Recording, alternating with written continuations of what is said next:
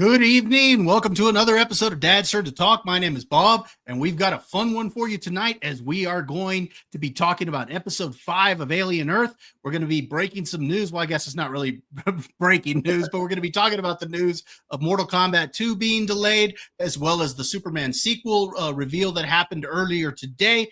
And we'll be closing out with our NFL picks for the 2025 season.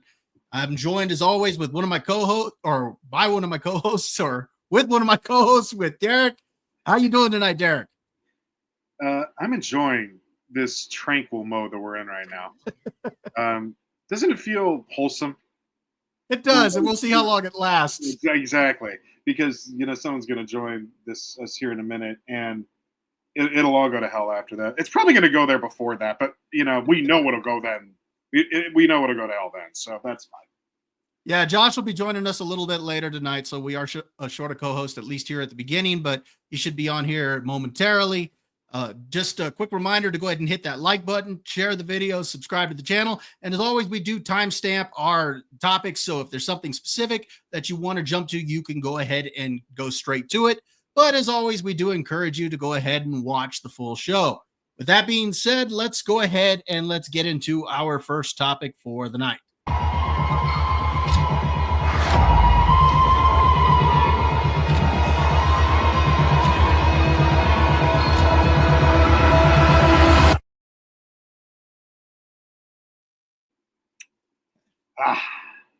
That's right, folks. Whoa. So we've been watching Alien Earth and we've been doing reviews each and every week. We are now on to episode 5. And episode 5 was actually a look back at what happened between the beginning of episode 1 and when the ship crashed. So we actually get to see what happened there. I thought that was a really cool episode. This has probably been my favorite of the season so far. We will actually get into it here in just a moment. Before we do, let's go ahead and give our spoiler warning.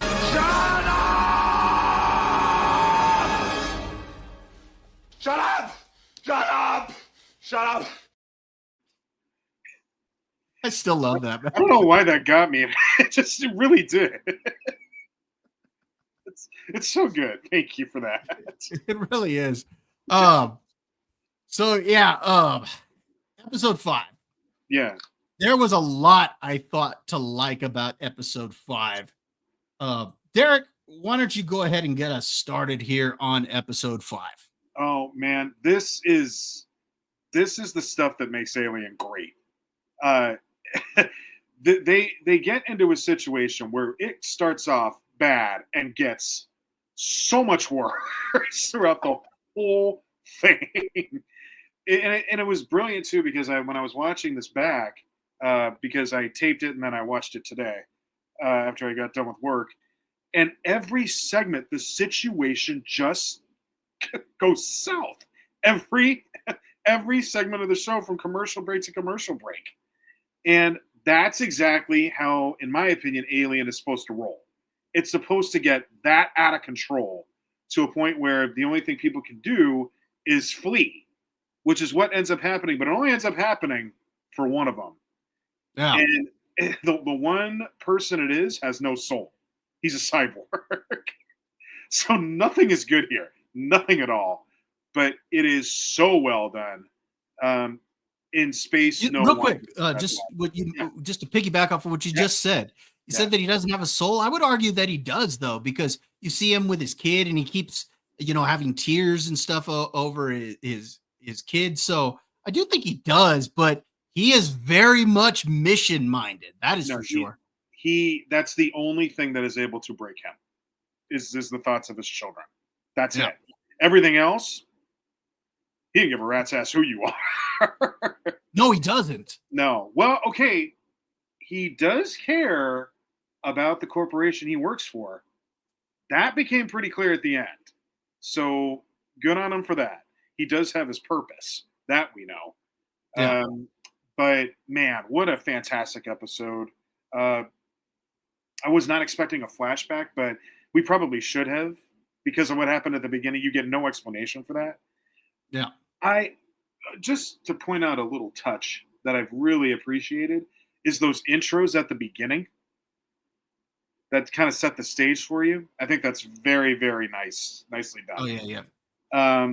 But man, all in all, you come to learn actually quite a bit in this show about it's in the observation room. That's oh man, when that I thought she was for sure going to eat that worm alien in her sandwich, but Oh she yeah. doesn't.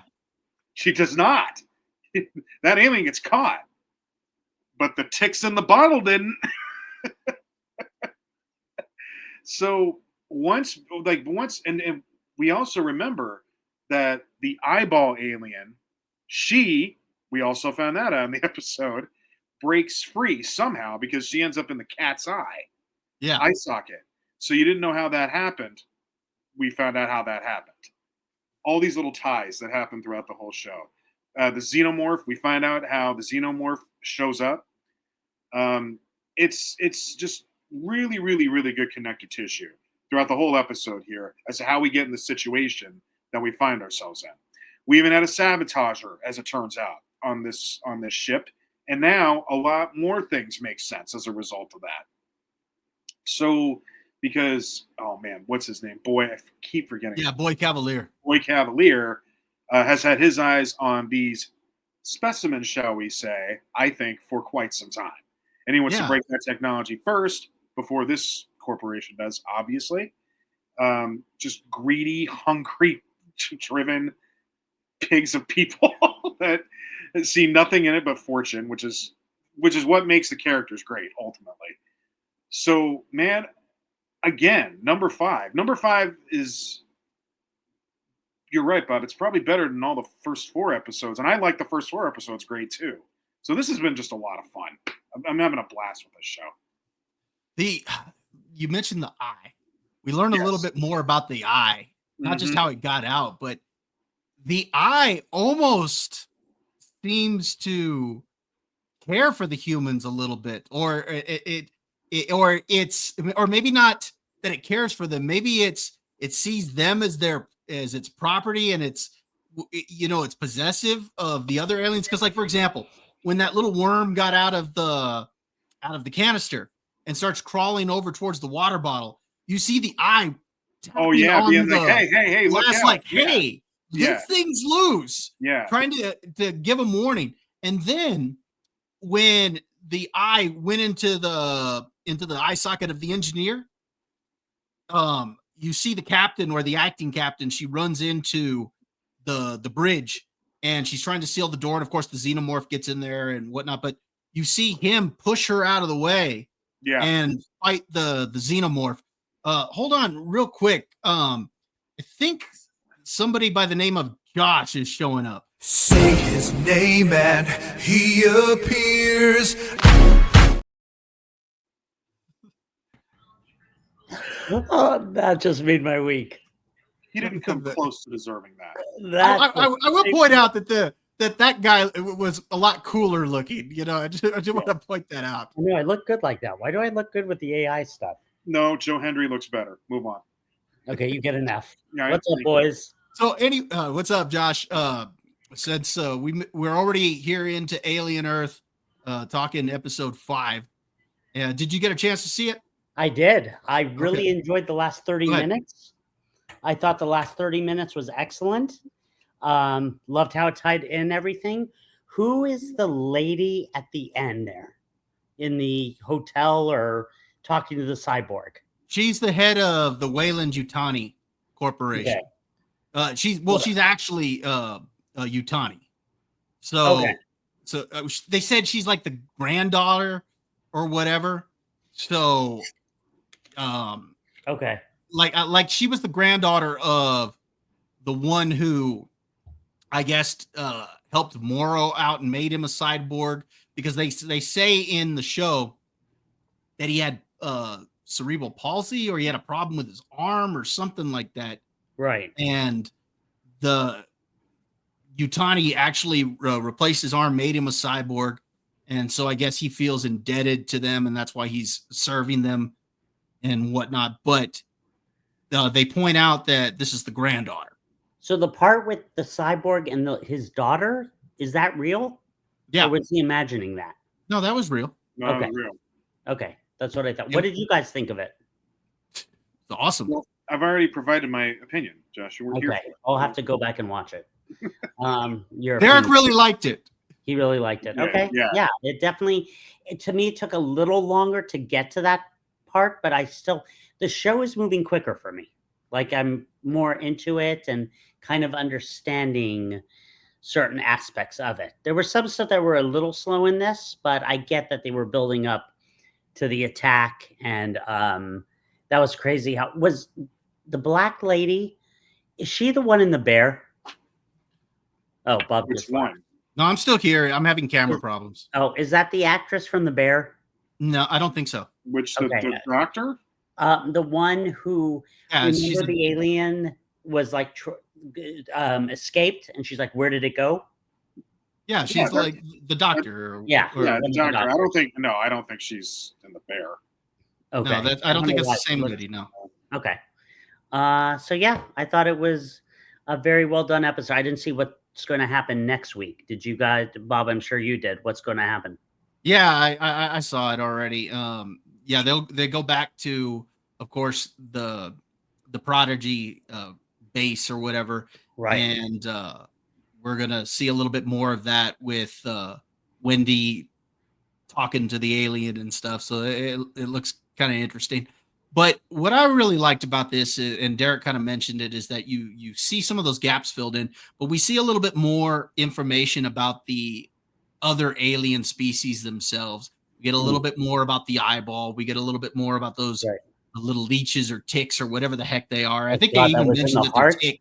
Yeah, well, Jeez. that was interesting because, of course, it gets out and it spits all its young into the water bottle, Yeah.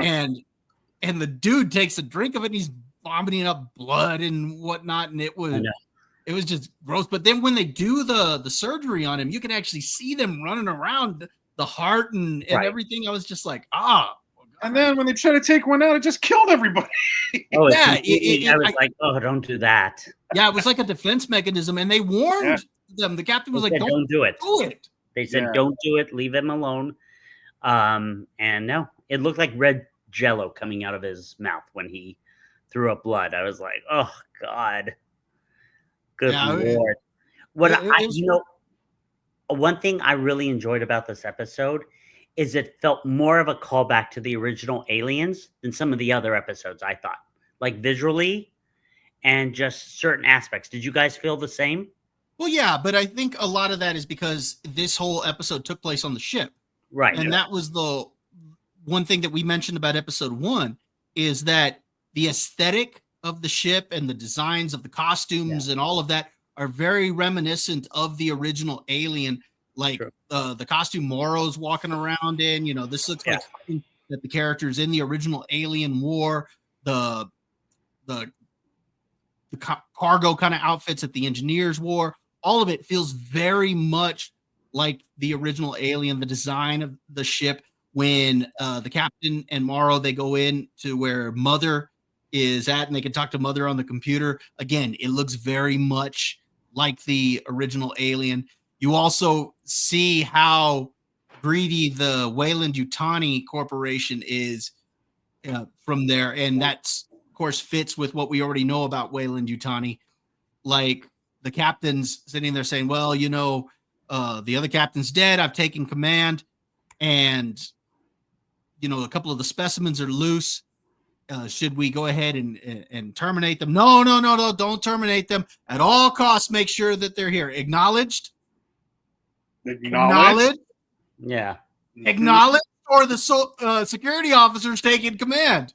Right. F you. Acknowledge. Exactly. So I thought that was real interesting. What I wanted to know, and you mentioned this, Derek, how it appears that Boy Cavaliers had contact with the ship for some time. I want to know how he found out about the deep space mission to begin with, because I'm sure this wasn't something that Weyland-Yutani was broadcasting. That's a good point. So I'm curious about how he found out about it, unless he just knew that Weyland-Yutani was doing deep space explorations, which he might have, and he just managed to to somehow hack into their communication systems or whatever. But it was real interesting because he was offering a ton of money to this one guy who, you know, to have him crash the ship where it eventually crashed. Well, and so that was then the sabotager. Yes. I mean, obviously, I think it had to come out there, but I'm also curious, what else did that guy tell Boy Cavalier? Yeah. What other information did he spill his guts on, pun intended, with what happened in that episode? But what else did he share? Because there may be more now that Boy Cavalier knows more than anybody surrounding the whole thing. So I don't know. Yeah, I think he had a pretty good idea of what to expect with some of these specimens already when they crashed. I mean, he already knew what he was getting into. I think that also might be a reason he was very quick to send the synthetics in to collect them, because he knew that he needed to. Yep.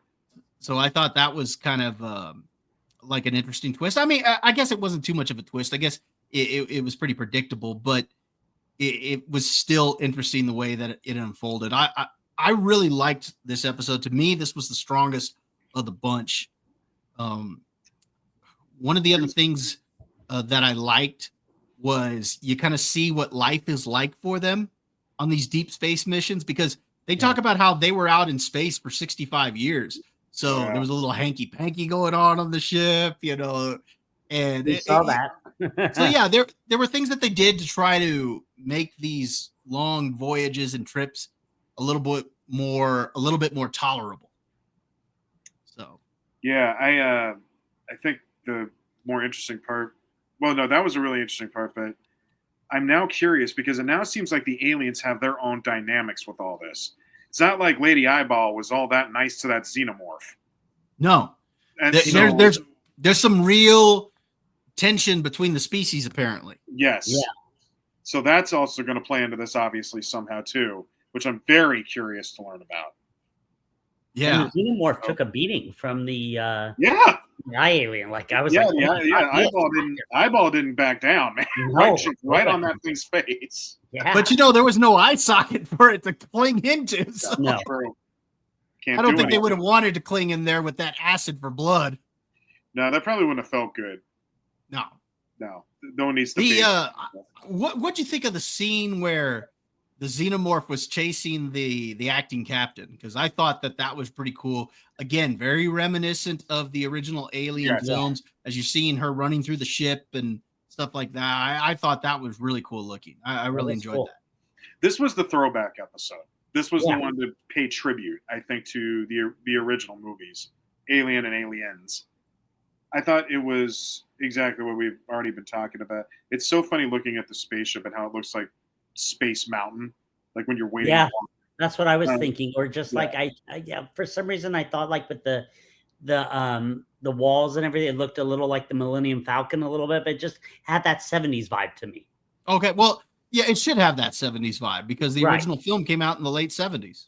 Yeah. Correct. And so I thought that was cool. And I liked how they brought it all together with the cyborg being at the ship and her knocking on the door like we saw in the opening episode. Now we know everything that led up to that.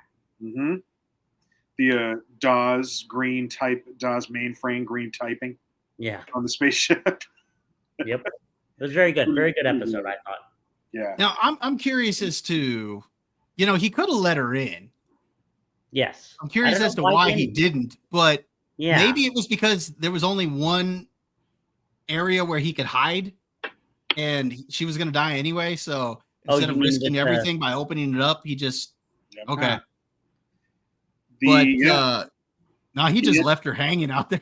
Would he have fought the xenomorph? Do you think he would have done well against that? Maybe that's later on. I don't know. Or he just was like, no, screw this. I'm getting into the. So Bob and I were talking about this. He is a man who is firmly only in belief about the mission. That's it. Oh yeah, no, he's focused on the mission. That's it. Right. So when Bob asked that question, I'm like, nope, that's what the mission called for. He was going to make sure that he was the one that delivered the specimens. Yeah. Nobody else could. So if he was the only one, fine, so be it. Let him die. I'm gonna get us to Earth, and we'll take it from there. We'll see what happens with Wendy next week. Yeah, I'm curious. Going back to that, it looks like we're gonna see how. Shoot, what's the name of that? That one that Morrow is trying to get to do his bidding. What's the name of him? Shoot, I can't remember the name of that particular character. Give me 1 second. Doing Morrow's bidding? Yeah, the one he's trying to get him to Slightly is the name of the character. Okay. And so he's trying to get Slightly to take somebody in to get a face hugger attached to their face and whatnot. So the one he's like, "Oh, you're a good boy." You're So yeah, we're actually going to see what happens there and whatnot. So I think we're going to get some more xenomorphs and stuff. I don't think we're done with just the one. And who knows if there's going to be any other specimen types introduced throughout all this too. That'd be cool. So, yeah. I mean, what are I lost count now? Are we on like 5 or 6 different types of aliens floating around? Okay, so we've got those worms, right? We have the spider or the eyeball. Yeah, we got the xenomorph. 3. We got that plant thing. 4. Okay. You remember the plant thing? It came from the ceiling. It was hanging down. Yes. Yeah. Now I do. There's one we're missing. So it's 5. Like I know there's more. We haven't seen them all yet. Was there a tick one, or did you cover that one? Well, the tick was the worm one. That's the worms. Hold on. What about the sheep was the eye, right? Yeah, sheep was the eye. Yeah, it wasn't an alien sheep. It was a regular sheep. There's probably a good 5 or 6 that we're dealing with here. What about the rat? The dead rat? Did that become anything or no? It became food. Yeah. That's what it became. They were just munching on it. Yeah. So I guess 4? What 5th one are we missing? No, there's 5 or 6, I think, floating around in there. Yeah, well, there's others that we haven't seen yet. Right. No, I know. Exactly. They're in the cages. You can't really see them. Right. They're in those, the black cages. So we might get some of those introduced. That could be fun. I think we've got more xenomorphs. Well, I'll say this. Having other alien species is part of what makes this an interesting show because you've got that added element that you don't have in a lot of the other alien films. I mean, you see it in some of, like maybe Prometheus, or you see it in, some different ideas and elsewhere, but you don't see really other alien species. They all pretty much focus on the xenomorph. So here we get to see others. And again, you mentioned, Derek, how the eye's got a real, animosity. Animosity. Thank you. Animosity towards the xenomorph. Yeah. So but it all leads to aliens, so it's just going to be the xenomorph, right? There wasn't any other. Yeah, but remember the xenomorph in the original Alien, they go to a planet and they go onto a ship that's like filled with eggs. So this is planet Earth. Yeah. Crazy. So what I think will happen, just kind of spitballing, I think that they'll end up destroying everything.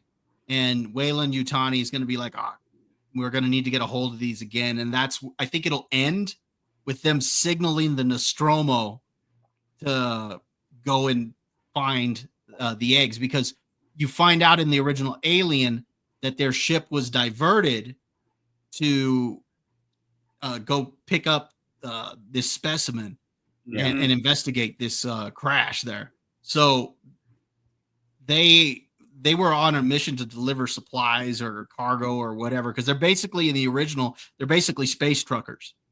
And they get diverted. So I think that's how the ending of this will be, is them signaling the Nostromo, hey, you got to pick this up. And I think Prodigy is going to get wiped out. The whole little base Boy Cavalier is going to go. That's a distinct possibility. Yes. I think that happens in the finale. We'll see. That's what I think.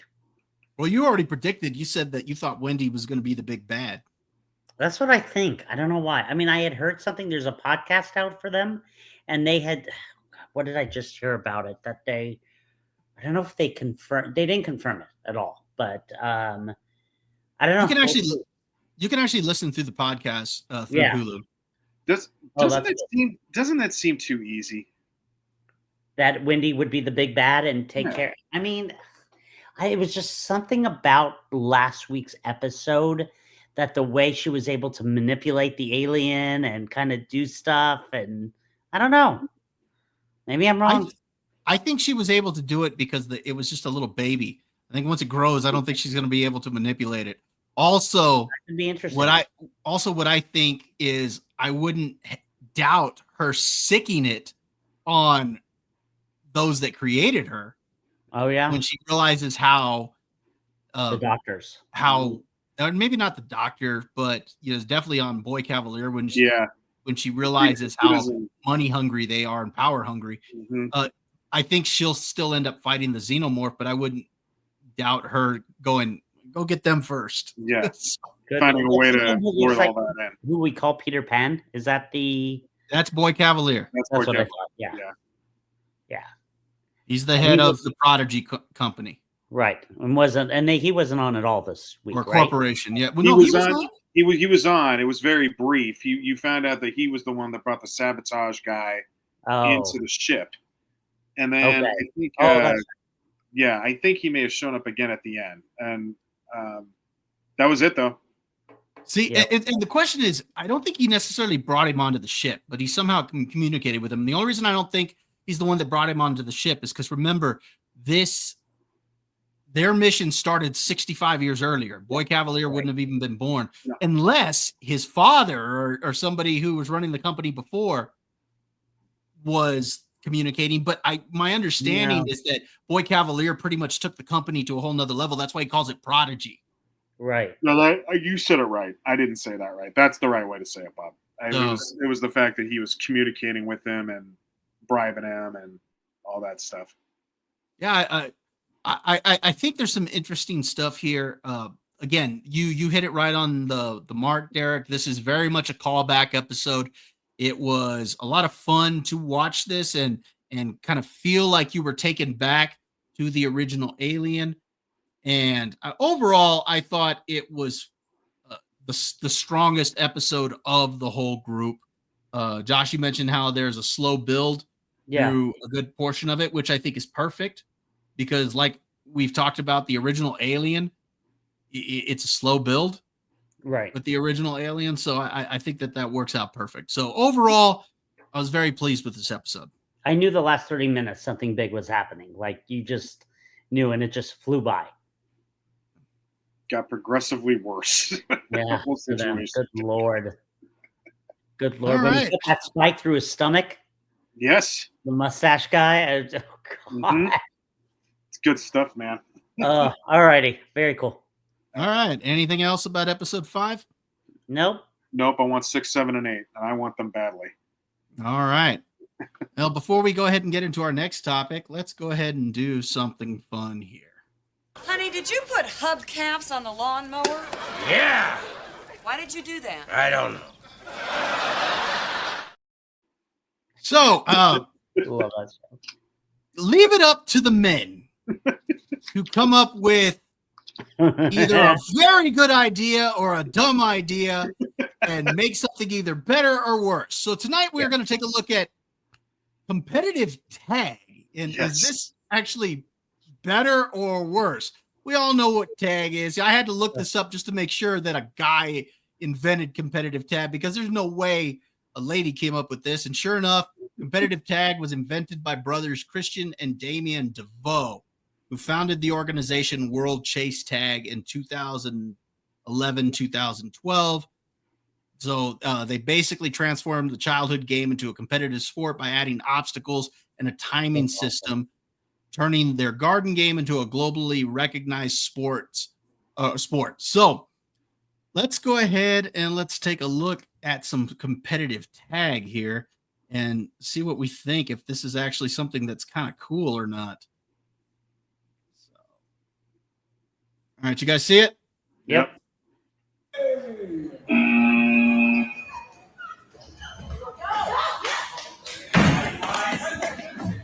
So we see all the obstacles and stuff here. I could so beat both of you at this easily. Oh, shut up, Josh. Just you trip over the table before you even got to us. 100%. Look at that. Whoa! That's crazy. That was great. Let's check that out again here real quick. Yeah, let's do it. So he goes through.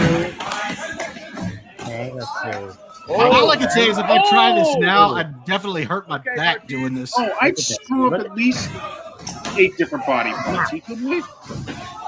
Oh, go!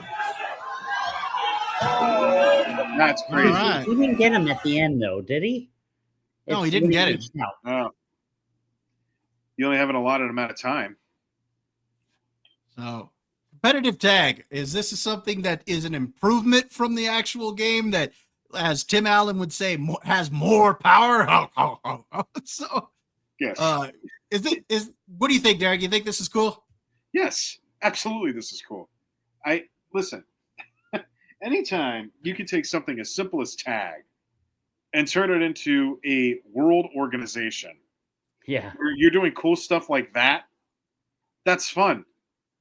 And if it is an idea that is more dumb, we at least made it more fun. Okay? So you can sit and call this stupid all you want to, but I bet you if all of us, maybe even some of the wives, and or the kid, or not the kids, we'll leave the kids out from what I'm about to say, but if all of the adults started drinking and saw God. this, you don't think we try? Oh, heck yeah. Of course we would. 100%. 100%. Enough said. The defense rests. That's it. All right. It's great. It's good fun, man. I watch this with my kids. It's a blast. All right. Yeah. What do you think, Josh? I think it's great. By the way, I like your little sign underneath. Not Jake from State Farm, Derek. I'm not him. Where's Nope. your little You're not sign? him. Yeah. I thought it's a great idea. I thought it was really, when you sent it to me, Bob, I was like, oh my God, I never knew it was a sport like that. And the way they have the little obstacle courses, and to jump over the tables and, do little cutbacks. And I thought it was a really great idea. And yes, for everyone to get together after a couple drinks and at our age, be like, hey, let's try this. Mhm. That's right. How many of us would go to the hospital after doing that? Oh, somebody would be pretty badly injured. I'm not going to say super injured, but badly. Yeah, bad enough. But great idea. Yeah, I think it's a great idea too. Yes. This is actually something I could watch. Maybe not like on television or something like that, because that'd be kind of like watching bowling or something like that. But in person, I think this would be really cool to watch. Oh God, Yes.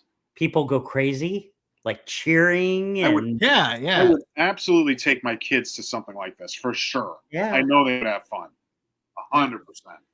So They'd want this to is do it. one I think we all agree would be an improvement, and leave it up to the men to make an improvement for. So My kid would love it. My kid would be like, "Can I go do that?" That's see? Then that's a good idea. Yep, exactly. Very good all idea. right. So that was fun there. Let's That go was good. ahead and let's get into our next topics for the night.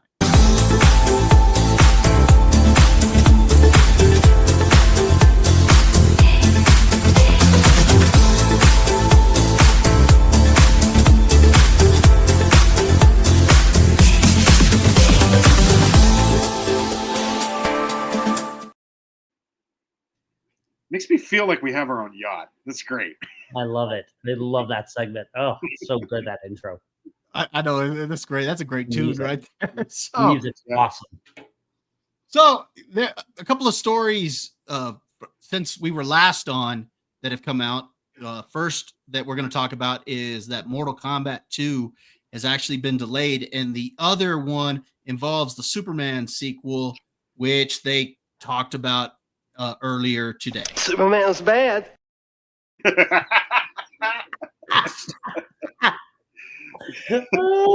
Perfect timing. So good. So let's Superman's bad.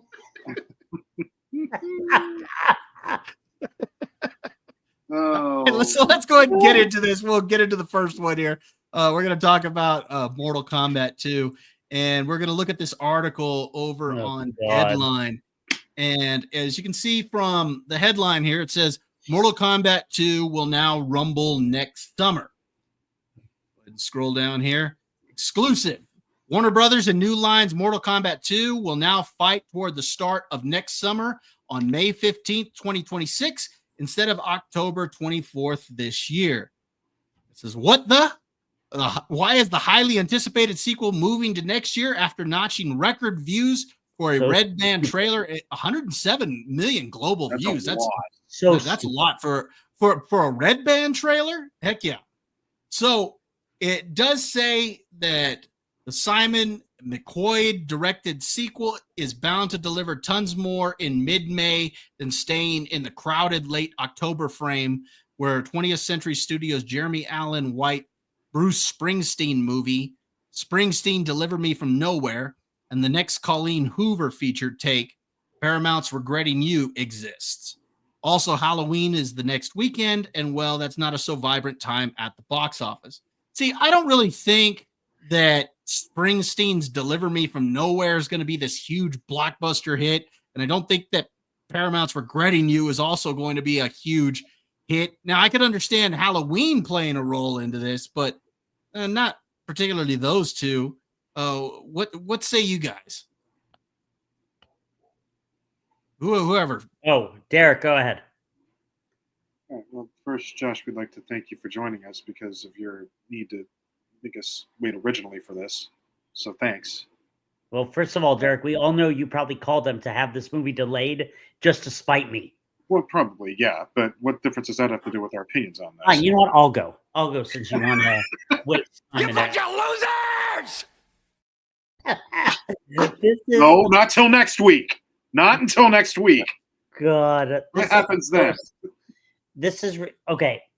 I'll say this. Yes, movies tend to take a little of a downturn during this time. You know, we've all three talked about it.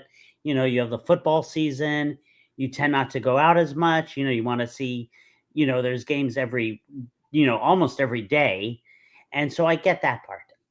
If you're going to delay it to like Thanksgiving or Christmas when more people are going to the movies. Why do you have to wait now until mid-May? You had a great trailer. What'd you say, Bob? 107 million views For the trailer. Right. Now, just real quick, Josh, before you continue, because here's what they're saying that for Warner Brothers and New Line, mid-May this year, they had Final Destination Bloodlines, which opened to a franchise record of 51.6 million, which was the best in the series.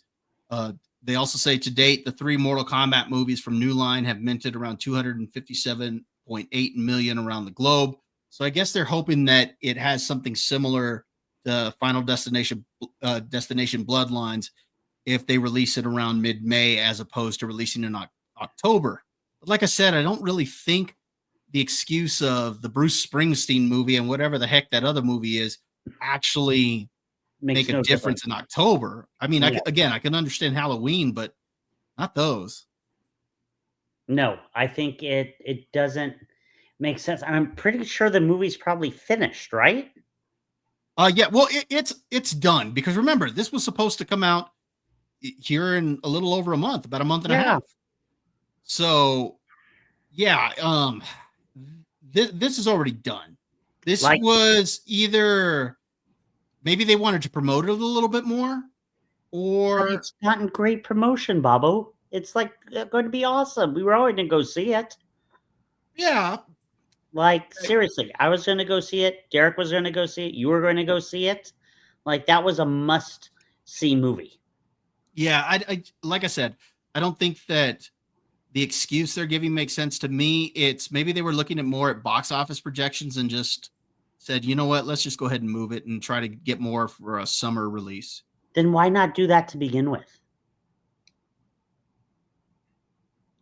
Like, who is sitting around a conference table saying, oh, Mortal Kombat 2, let's release it in October?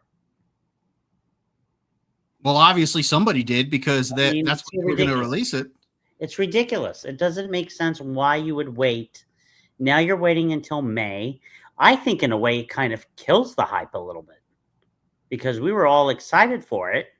and we were just a couple weeks away, and now they're like, "Oh, we're Well, 6 we were a months month away." and a half away. We weren't just a couple of weeks away. Okay, I mean, it was month and a half. Fine, I'll give you that. But still, we had covered the trailer. We were excited about Johnny Cage.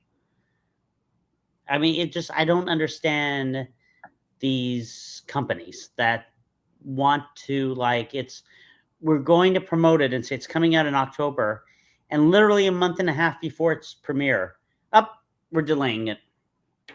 I mean, does this really kill your interest level and hype, though? No, I'm still going to see it. I'm just saying it's more annoying in my opinion. Like, why do you have to move it? Why do you have to move something like this? And if you're going to move it, then move it to Thanksgiving, where people love to go see a movie. Or Chris, why are you looking at me weird, Bob? You don't agree with that? Well, not for Thanksgiving.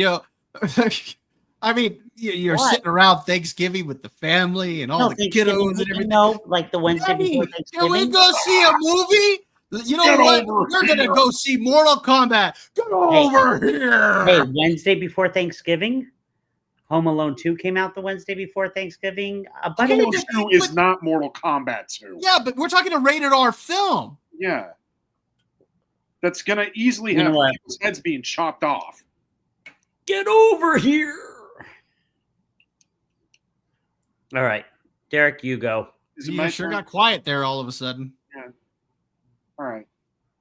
So, folks, just in case you need to be aware of what was supposed to happen this evening, Josh was supposed to come on late and then asked us to postpone this topic. And it would now turn out that the reason he did was not to talk about it, it was to complain about it. So now that he's gotten that out of the way, congratulations for wasting everybody's time. Oh, Right. God. Everyone, I'm so sorry that God forbid I change the plan on Derek, and he hates it. He can't. No, Josh, no. he's gotta let everyone- changing the agenda. I want to talk about it now. You what? Shut up, Derek. Give up on you. Good God. This is ridiculous. Are you going to talk, or are you going to still talk about me? No, I'll talk now. Now that I've gotten that out of the way. Okay, so we would like to apologize to our audience for wasting your time. Wow. All right. So, well, now I got more time to go see Frankenstein in the theater. You know what? That is a good point. That is Because a good point. You said you weren't sure if you were going to have Yeah. time to Yeah. see everything. Now Now you got time to see Frankenstein. Yeah, thanks for doing me a solid on that one. You're right, Josh. It was me who called the board to make this decision. I'm sure you did. I am sure you did. He called him up. He's like, look, there are too many movies. I got to see Tron. I need to see Frankenstein. I got to see Mortal Kombat. You got to get rid of one of them. I have way too much work to do. Is there any way we could just push this back? They'll delay Tron. Don't worry. I don't think Tron's getting delayed I Don't don't think so.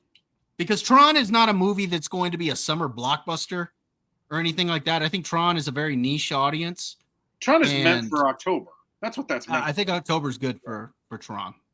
It is a little surprising because they seem like they were really stacking up October with some really fun stuff. And I don't know, maybe that had something to do with this, where they're getting up too much competition.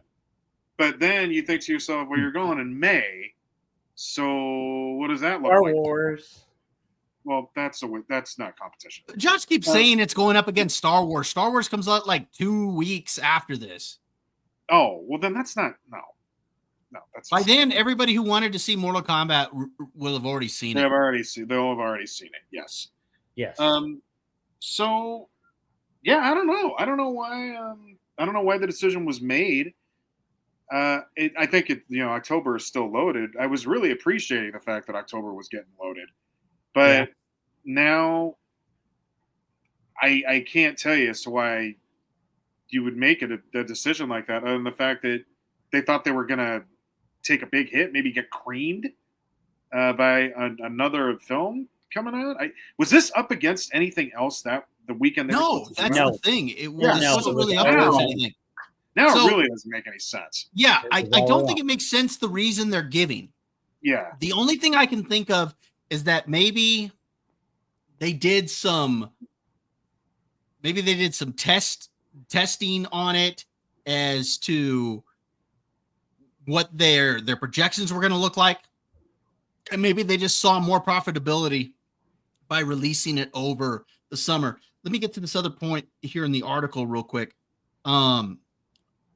It says here, we also understand research screenings have been strong for the sequel, which stars Carl Urban as Johnny Cage, and then it goes through the whole cast list Right. there.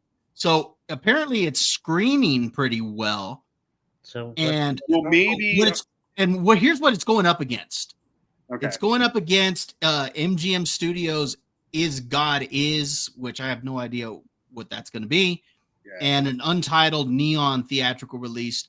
Apparently, Warner's always had the date RSVP'd in ComScore, so they already had the date kind of circled in as that they wanted to show something there. So, sure enough, they moved Mortal Kombat over to it. Well, maybe they moved it because they thought they could make more money. That's what I'm thinking. That's the only thing I can think of. I got nothing else other than that. over under what you guys think Mortal Kombat will make, what they would have made in October, do you think, versus making in May? What do you think? I think it'll make more in May. I'll be honest. I think it will. You think it can make 400 million worldwide? I don't know about that. This is still a rated R movie. Rated R films tend to do less at the box office. I think under. Well, I think it'll be under, but because remember what I said, that the three previous films Right. was 257.8 million worldwide together. Yeah. Now, granted, the Well, last remember, one that came was out COVID. during That was the COVID. last one, came out during then, but the other two weren't exactly huge blockbusters. No, No, because they it was, yeah. When were those, like mid-90s? 1995 for Mortal Kombat 1, Yeah, I think, okay. and probably 98 for the second. I don't think I saw the second one. You weren't I missing don't. much. I saw the first one in the theater, but I did not see the second one. Yeah, the first one's cool with First one was good. Those were Christopher $500 Lambert as sunglasses, Raiden. you a-hole. Yeah. I love Christopher Lambert as Raiden. He's the great. Highlander That was good. himself. Who It's played a- Sonya? Oh, Pete Sampras's wife, I think. I forgot her from Billy Madison. What's Yeah, her yeah, name? something. Bridget. I could see her face. Bridget.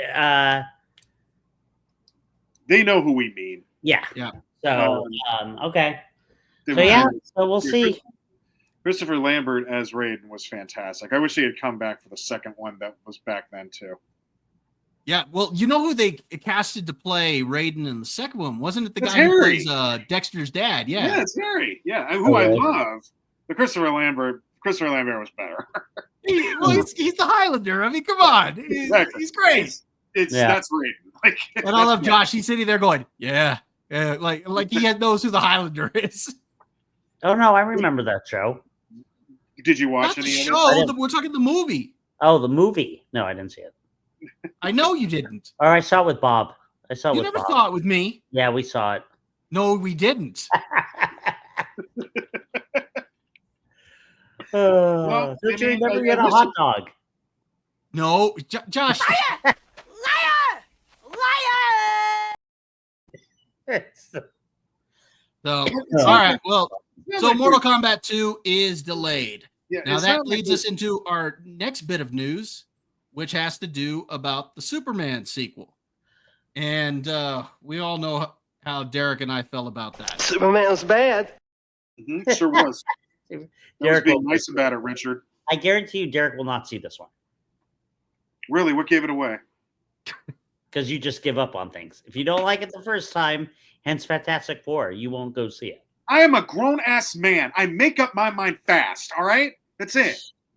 Bob will see it, but I'll probably Yeah, see because it for he is review in Star purposes. Wars that is But monetized, where he Yeah. can maybe make some benefit from that. I do not. all right, so this article comes from Variety. It says Superman sequel Man of Tomorrow sets July 2027 release date. So Man of Tomorrow is the actual title of the Superman sequel. So it says David Cornsweet will dust off his red trunks soon as the sequel to James Gunn's Superman's hit Superman, or James Gunn's summer hit Superman, will fly into theaters less than 2 years. that's awesome. Director and DC Films co-head James Gunn took to social media on Wednesday to announce an official title and release date for the project. Superman Man of Tomorrow will hit theaters on July 9th, 2027. So around the same time as this one. So we're looking at a 2-year span. So it means they're going to start filming this thing probably pretty quick. Next June. Yeah. In his announcement, James Gunn included a comic book image of Superman standing next to Lex Luthor in his war suit, a pretty clear signal that the sequel will continue to focus on Luthor's antipathy for the Man of Steel. Can you read? Are you able to read, Bobo? Or do you need us to read? Well, Josh, at least I have problems reading. You have problems just talking from the get-go. So That is true. goodness. If you have problems talking, how are you going to read? Bobby's like, a pretty clear sit. What is that word? I need my glasses. All right. Anyway, That's right. In DC Yes. Comics, Luthor, played by Nicholas Hoult in the film, creates the suit in order to match Superman's strength and abilities. It seems that after the failure of his plan to use a clone of Superman to defeat him in Gunn's first film, Luthor has decided that he needs to cut out the middleman and get the job done himself. Nice. Let's see. It talks about how the film earned more than $611 million worldwide at the box office this summer, making it the highest grossing superhero film of the year. That's not saying a whole lot. Yeah. Man of Tomorrow will follow the 2026 releases of the outer space set Supergirl and the body horror film Clayface. That looks cool. The accelerated schedule also means that the Superman sequel will debut before Matt Reeves' The Batman Part 2, which is currently slated to open October 1st, 2027. It'll get delayed. They have said that filming is supposed to start in April. So no, for Batman Part 2? Yes. Oh, it'll get delayed. So here's a picture from James Gunn's Twitter X account, and you can see here Superman and Lex Luthor, and of course David Cornsweet and Nicholas Hoult also had a couple of different pictures as well, but kind of the same thing with the two characters in their respective outfits. So let's see. You know what, Josh? Why don't you go ahead and tell us what you thought about this news? Superman's bad. I can't even get. Oh God, Bob, I hate you because you're gonna end up making Superman 3 watchable. Like you're gonna make me. No, James Gunn made Superman 3 watchable. Yeah, that's true. God. Well said. God, I think. Well, first I gotta hand it to James Gunn that he's picked a date, he's picked a title, he's ready to go. Like I'm happy about that. I know you guys did not like it. I know Derek, you did not like it at all. Bob, there were parts you did like, but you were disappointed. Am I right? Yes. I hope Brainiac's in this. I really want to see Brainiac on the big screen. I don't know. Real quick, I think in Superman, the Man of Tomorrow comic, I think Brainiac is featured in that. So if that's the inspiration, I think we're actually going to get live action Brainiac. That would be cool. No. I'm excited. I'd like, hopefully this will be better for you guys. I mean, Derek won't watch, but hopefully for you, Bob, you find your love. It's still James Gunn though. James Gunn is here's the problem is, again, I like James Gunn as a director. He did great with the Guardians films. I like some of the other movies. I liked Creature Commandos. I was disappointed in Superman after watching the first episode of Peacemaker, which I did think was interesting. Yeah. Some stuff in there that I'm not really sure if I think he took it too far in the first episode of Peacemaker, very far. Yeah. I mean, it was bad enough what we saw with the Bride and Dr. Frankenstein in Creature Commandos, but then and that had me like, but then to see what he did in the first episode of Peacemaker, I was floored with that. And you still haven't seen it, Josh. No. This made Commandos, because Commandos. Okay, the scene that I saw in Peacemaker made some of the scenes in Game of Thrones look like they were child's play. Oh my God. So, wow. So yeah, and I'm talking about the scene of a very adult nature. I'm not talking about the violence or anything like that, which Peacemaker is pretty violent, but that's kind of in line with what they did the first season anyway, and James Gunn's Suicide Squad. Again, I see it, and it works for some of these characters, but I'm afraid that this is going to be the theme for all of these. And we're going to see that type of James Gunnisms in every single one of these, and they're going to turn every film into the Guardians, and that's what I'm afraid of. You're probably right, Bob. I will tell you this. You look at every director, they have their own way of doing things. You've said it yourself about Zack Snyder. The guy does some beautiful scenes, excuse me, right? Yeah, And that's what he's he's got a known flair for the visual. He's got the visual, the dark overtones. It's really nice. James Gunn, we've seen it. It's flashy. It's, it's comedy. And he's not going to change. Like, you two understand that, right? Nothing's going to change. Oh, Josh, I don't understand that at all. Well, In fact, remember, that's what I told you I was afraid of, is that James Gunn wouldn't reel it in a little bit. I understand he's going to still be James Gunn, but there are certain characters that you got to reel it in for. I mean, look at some of the best directors, for example. They know when to reel it in for certain projects.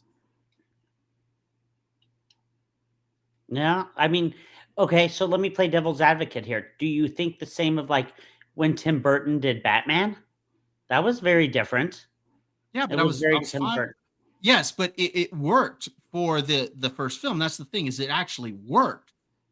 I don't think that the James Gunn Superman, I don't think it worked very well. I mean, there was a lot of pushback on the James Gunn Superman. Now, I want to be fair to it, that you had the Zack Snyder fans that were going to hate it regardless. So I want to be fair to it as far as that goes. But Tim Burton's Batman was universally liked. Yeah. I don't think that's the case for Superman. No, it was very, like, I want to watch it again. I have to watch it again because I think I told both of you that, was there something wrong with me? Like, is there something wrong? Like, do I need to see this movie again to agree? Superman's bad. I know, Derek, you just automatically are like, it's bad, I'm done. I get it. I really do. And maybe I agree with you. That's why I need to see it again, because I liked it. See, I don't think Derek's done, though. That's the thing. He's already talked about he wants to see Lanterns. No, I'm not saying you're done with Superman. I think Derek is done. I don't think Derek sees the sequel. Unless he really, I'll tell you how Derek sees the sequel, Bob. If not the first trailer, but like you said, the different shorts that came out, he's okay with. I think Derek will keep an open mind. Derek's pretty fair. What? I think he's fair. I didn't say that. Fantastic Four. Oh, I didn't say he's always right, but I said I think he's pretty fair. I mean, we both liked it, and we're like, you should go see it. Nope, won't see it. Well, he has said on this show, I'm probably going to end up having to watch it because he knows he's probably going to have to watch it before he watches Doomsday. Yeah. So I just think that I don't know. Look, is it the perfect Superman movie in my opinion? Heck no. It's not how I would have done Superman at all. Even thinking back at the beginning scene, like you guys said, him getting his butt kicked. And then not like there's going back and and then the whole Jor-El thing is weird. So it's not how I would have done it. I wish I still had that clip of those ladies dancing. That's funny. I just think we'll see what it does. I mean, I hope it's good. I hope we get Brainiac. Dive deep into the, Rogues Gallery more with new people. We'll see what happens. You don't think 2 years time frame is too quick? No, it's refreshing to me because I'm sick of waiting years and years and getting the Batman Part 2 delayed. And that's what this is. He's impatient. Well, I will say it's done wonders for Marvel.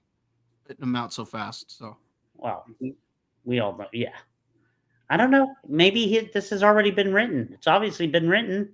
Maybe that it could be. Maybe James Gunn already has a script, and we just didn't know it. So, I mean, that's possible. All right, Derek, what do you got to say about this? Obviously, we know you didn't like Superman, but what do you think of the news? Do you think it's too quick? Even care? What do you think? No. This is a waste of time, and I'm not going to waste my energy or breath on it. No. Really? Yes, Josh. Really. Wow. Thank you for Okay. joining the show, Derek. So Yeah, glad. you're welcome. Happy to. Okay. Good Lord. Okay. You think of what a live action Brainiac is going to save this? Yeah. Good luck with that. Okay, Bob, Wait to you see- go ahead. Give us your. No. I can't wait to see his movie about his drunk cousin beforehand. That'll be a real fun time. The only thing that could be cool about the Supergirl movie is the fact that Lobo is going to be in it. Yeah. They'll find a way to screw that up. Don't worry. God, I Oh hope not. my Because if they screw up Lobo, God. I'm going to be so pissed. Well, They're not okay, gonna Josh, screw up wait, you Lobo. get a real track of faith on this right now? Yeah, I do because I liked Okay. it, Derek. Yeah. Well, then, that says a lot about you, doesn't it? You know what, Bob? You take over. Go ahead and talk. Okay, we need someone with expertise in this, like you, not All someone who right. just gives up. He sees a bad movie and he gives up. Yeah. If I All spend my hard-earned money on stuff and I don't like it, I'm going to let you know. Why don't you see it again? Maybe it'll change your opinion. I don't need to waste my time like that. All right, go ahead, Bob. All right. Well, let me give you my expert opinion. Superman's bad. This again. That thing's gonna break a record. Mhm. Mhm. Uh, That's a shame. So I thought I was real disappointed in the first film, despite the fact that I thought there was a lot to like about it. I've talked extensively about that on this show. yes. I don't know how I feel really about this coming out in practically 2 years. Unless James Gunn already had a script, Yeah, Josh, you might be right. Maybe they already did, but I think this is really quick to be spitting out another sequel. You talked about how you were glad that they have a date and they've already set it and they're going to Yeah. stick to it. Well, we're finding out that they set the date for Doomsday, and they still didn't even have a finished script. They're still kind of working on some of the stuff. Yeah, there. And then to turn around and then they have to turn around and delay it. So, I mean, there's always the possibility it could get delayed. I don't think it will. I do think they want to stick to that summer release date. But looking at the DC film slate going forward, it doesn't make sense to me. Okay, you start off with Superman, Yeah. then you go to Supergirl, you go Right. to Clayface, and then you come back to Superman. Where's Batman? Where's Wonder Woman? Yeah. Where's the Flash? Where are these characters? These are your staples for the DC. And what are we going with? Supergirl and Clayface. Now, I'm not mad about seeing a Supergirl film. I just don't think that should be one of the second film released. How about And I don't think Clayface should be the third film, especially when we haven't even gotten a Batman film yet. So that's what I think. Now, maybe the sequel can be good, but I think that the two films leading up to it could really kill some of the momentum. Not that there's a ton of momentum.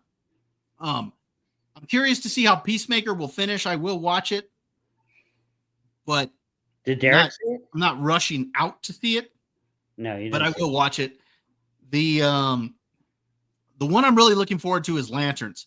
And if they screw up Lanterns, then that tells me everything I'm going to need to know about this DC universe. Yeah. I'm willing to give it a pass because I did like Creature Commandos. Yeah. That's true. It was awesome.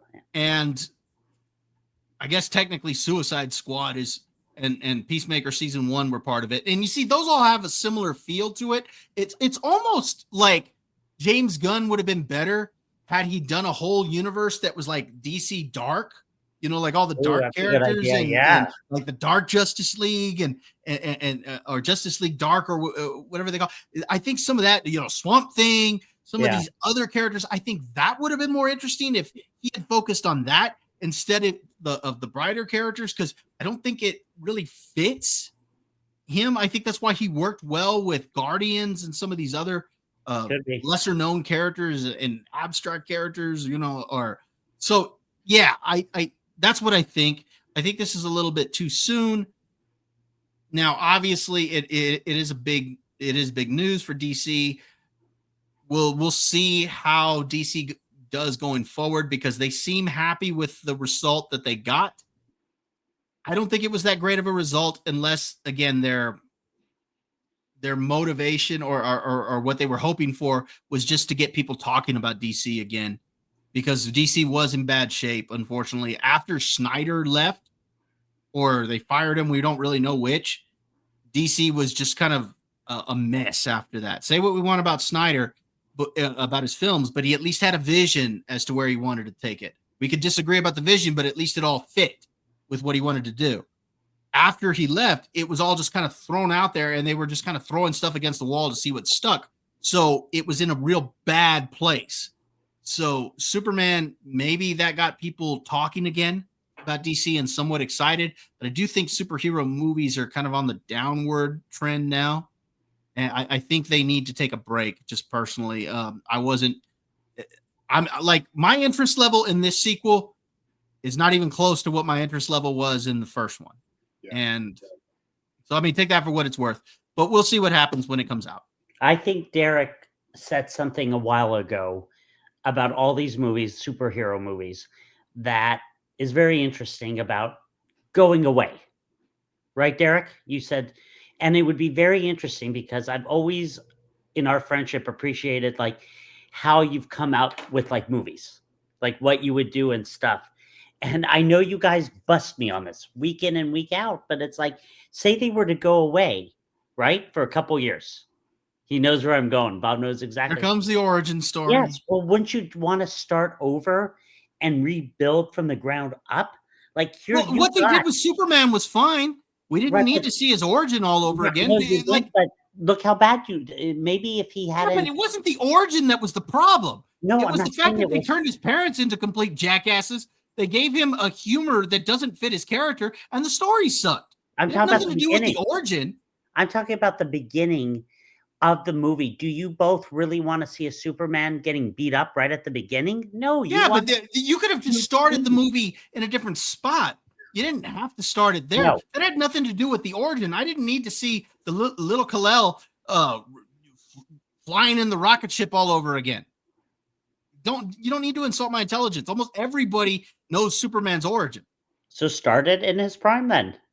Yeah, that you see, that wasn't the problem with the movie, and I think Derek would agree with that too. That wasn't the problem with the movie.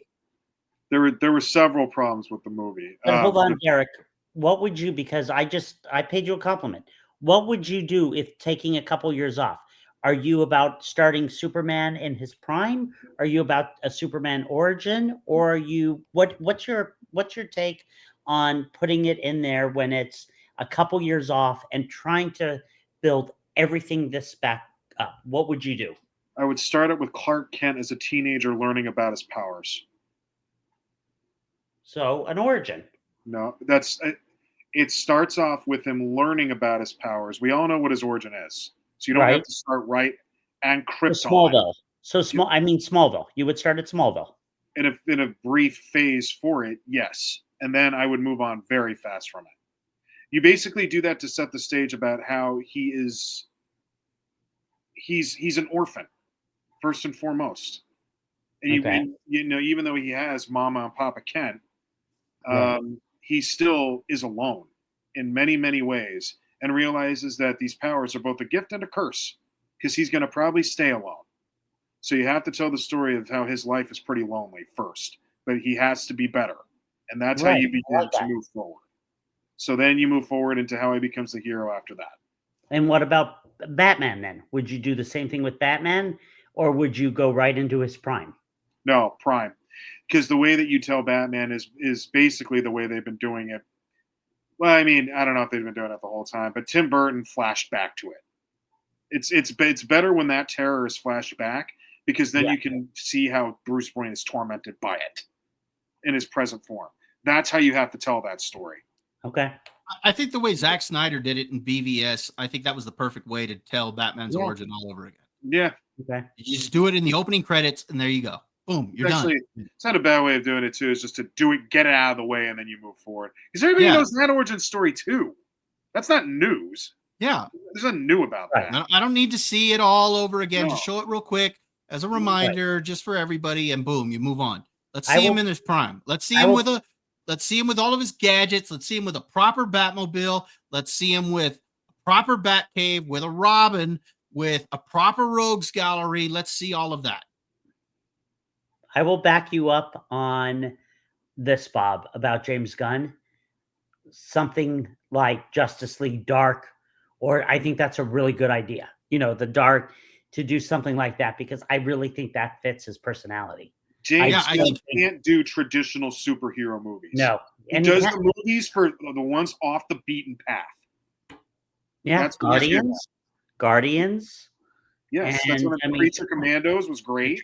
Yeah. Yeah, and I think if he had stuck with those, I think it would have been a lot better. But that is what it is. But okay, so Superman we know is coming out in 2027 before the Batman Part 2, just for Josh. Just for Josh. Oh, that thing's getting Mortal Kombat 2 just got delayed again, by the way. They wanted me to tell Yeah. you. No, And real quick, before we move on, just a quick reminder that Superman's bad. Thank you for that. All right, any final thoughts before we move on? Nope. Move on from Superman, that's for sure. All right, let's go ahead and get into our final topic for the night.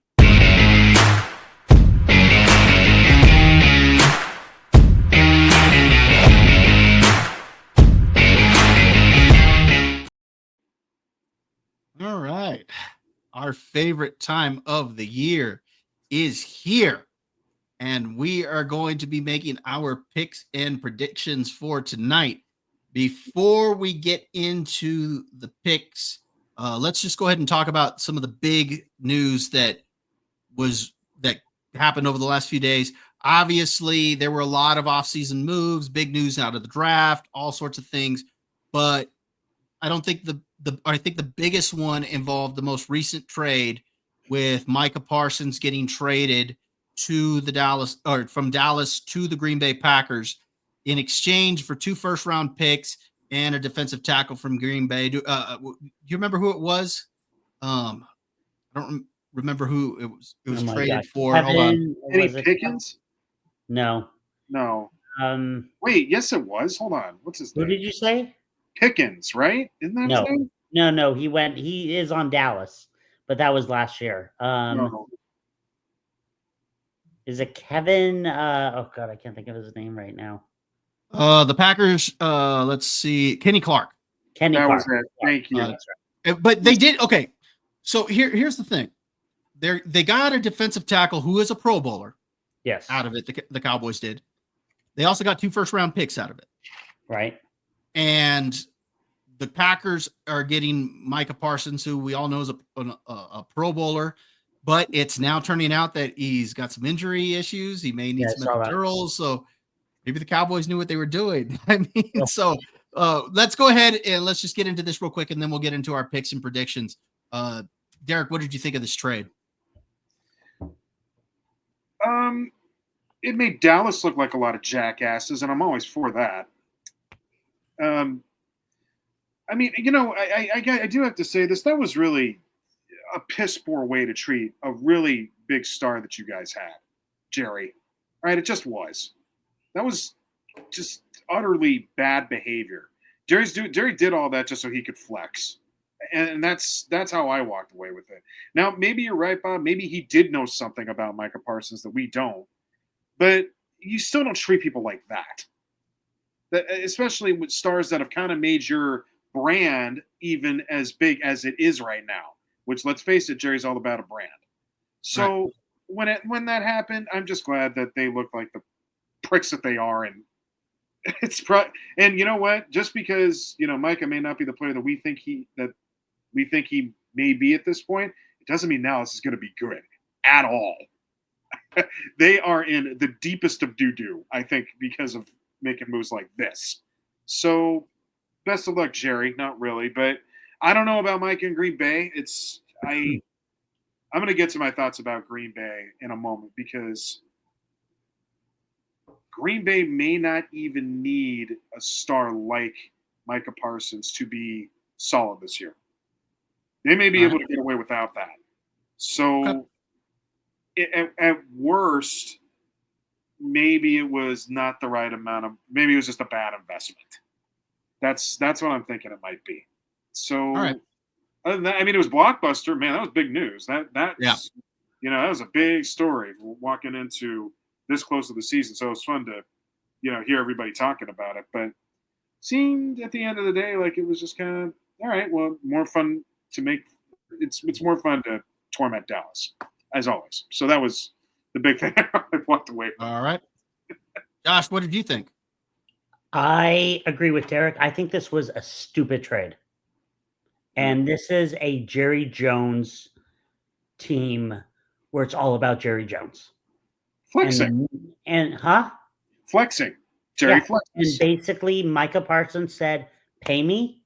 I deserve to be paid. I'm a great player. And Jerry Jones basically came back as usual. Was like, no. No, you're not. Yeah. We can trade you. We'll get rid of you. Didn't they offer him, though, a pretty big contract? I mean, it was less than what he got, but it was... Something happened. Look, something happened behind closed doors. Something happened with the agent where, he basically told him to shove it up his, blank. And so that kind of started it all. But it's just like, come on. Bob, you and I have talked about this for over 20 years. The stuff the Cowboys do makes no sense half the time. And they don't win. I've never seen a team with so much hype, and they don't do anything. They're not making the playoffs this year. I love it. To that point, Josh. It's amazing how much they think. It's amazing how they think that they win that much without winning at all. Right. And and it's crazy. And then it's like, Bob, you were the other day busting me when I said, oh, you traded them to a rival. And you're like, they're not a rival. Of course, Green Bay and Dallas. They're not a rival, though. They're not a division rival. But they still hate each other. If they traded them to San Francisco, if I tell Derek right now, hey, what do you think about the Cowboys? He hates them. Yeah. Well, I get that, but that doesn't mean that they're a rival. You can have rivals in like the Eagles and Steelers are rivals. You can have rivals. Why would you trade them to a team in the NFC that could now go all the way to the Super Bowl? It's so stupid. I'm shocked you don't believe this, Bob, that they... No. I disagree with you that they're a rival. I think there's a rivalry there, but I don't consider them a rival. It's not Baltimore and Pittsburgh. It's not. Yeah, that. this is not. No, this is not even Dallas and Washington or Dallas and the Giants or outside of their division, who's Dallas's rival? Okay, but they're not going to play them every year. That's the thing. It's not like they traded. They will this year, but it's not like they traded Micah Parsons away to a team that they're playing every single season. I think the whole thing was. I knew, and I have talked about this with Tyreek Hill and other players, that all three of us growing up, Jerry Rice in his prime would not have been traded. I agree, but we live in a different time now. I get that, but I just don't understand Jerry Jones' thought process. That was their best player on defense. All right, could be their best player all around. All right, you got anything else on that real quick? And then I'll give my thoughts and we can get into our picks. Okay, go ahead. So I'm going to play devil's advocate here. Of course you are. I don't think this is as bad of a trade as what people say that it is. Now, let me explain. I agree that Micah Parsons was their best player on defense, period. I mean, he's one of the best defensive players in the league. This is not in doubt or question, and I think the Cowboys are better with him on that roster. But let me ask you something, both. Were the Cowboys going to win a Super Bowl this year with Micah Parsons? No. Okay, they are not a Super Bowl team as it is. Now, he wanted to get paid. They're already paying Dak a ton of money. They got CeeDee Lamb they got to pay a ton of money to. And then you turn around and give that type of contract to Micah Parsons. We're talking a lot of money that they're going to be putting out. And then it's going to get tough to build or to get a lot of those role pieces that you need around them. So that's first off. So they got rid of a big contract. Yes, they lost their best player, but they are getting a Pro Bowler out of it, and they got 2 first-round picks for it. So it's not like they're ending up with nothing. So in theory, they're going to have 2 first-round picks this coming year, and then I think the other pick is the year after. Or let me see. 2 first-round picks the next 2 years. So they have 2 first-round picks. Okay, so in theory, for the next 3 years or for the next 2 years, you're going to get 3 first-round picks. You get your own, and then you get 2 more. I think that's pretty good. You can build up some defensive pieces there and really fit them into your culture there. So I think it's actually a win for Dallas despite the fact that they are losing their best player, because I don't think they were going to go to the Super Bowl anyway. And I think this gives them an opportunity to build some pieces and free up some salary cap. On the flip side, I think this is an absolute win for Green Bay, because I do think that this is a roster that can compete for a Super Bowl, and adding that type of defensive talent to that roster, I think only makes them better. Now, I kind of agree with you, Derek. I don't think he's necessarily needed to get there, and we'll get into that when we get to our picks, but I do think that he makes them better on defense. So I actually think that this is a win-win for both teams, despite the fact that everybody's like, oh my God, you traded away your best player. Yeah, but you got 2 first-round picks out of it and a Pro Bowler. It wasn't like they traded him away for a 6th-round pick and a second teamer on defense, that they were just trying to get him off the roster and free up the salary cap. They freed up the salary cap, got 2 first-round picks and a Pro Bowler. So I think that that's a pretty good haul for him. Is it the best haul? I probably would have tried to get 3 first-round picks out of him, or at least 2 first-round picks and a second-rounder. But you know what? I think that's still a win. Again, I don't think Cowboy fans want to hear that, but I do think that's just what I think. Now, will it be a win? A lot's going to depend on who they actually pick and what type of players they turn out to be. Because if they turn out to become absolute studs, then we know it's an absolute win for them. Kind of like, which trade was it that, who was it that, was it the 49ers that ended up with, no, the Eagles that ended up getting a lot of talent for one of their trades or something like that. I don't remember which trade it was. Dude, which one was it that I'm thinking of? What are you talking about? No, there was recently one big trade, and they talked about all the players that they got out of that trade. Oh, it was the Tyreek Hill to Miami, wasn't it? That Kansas City ended up getting several pieces out of that. Maybe, but I feel like you're talking about something else. Maybe it's another trade, but there was one specifically that was highlighted back during the draft, and they were talking about how that team, with all the draft picks that they got over the years from that initial trade, and how it actually benefited them. I'm blanking on which team it was. Was it the Maybe Texans? It was Houston. It might have been Houston when they sent what's his name over to Miami. Was it when they sent Tunsil?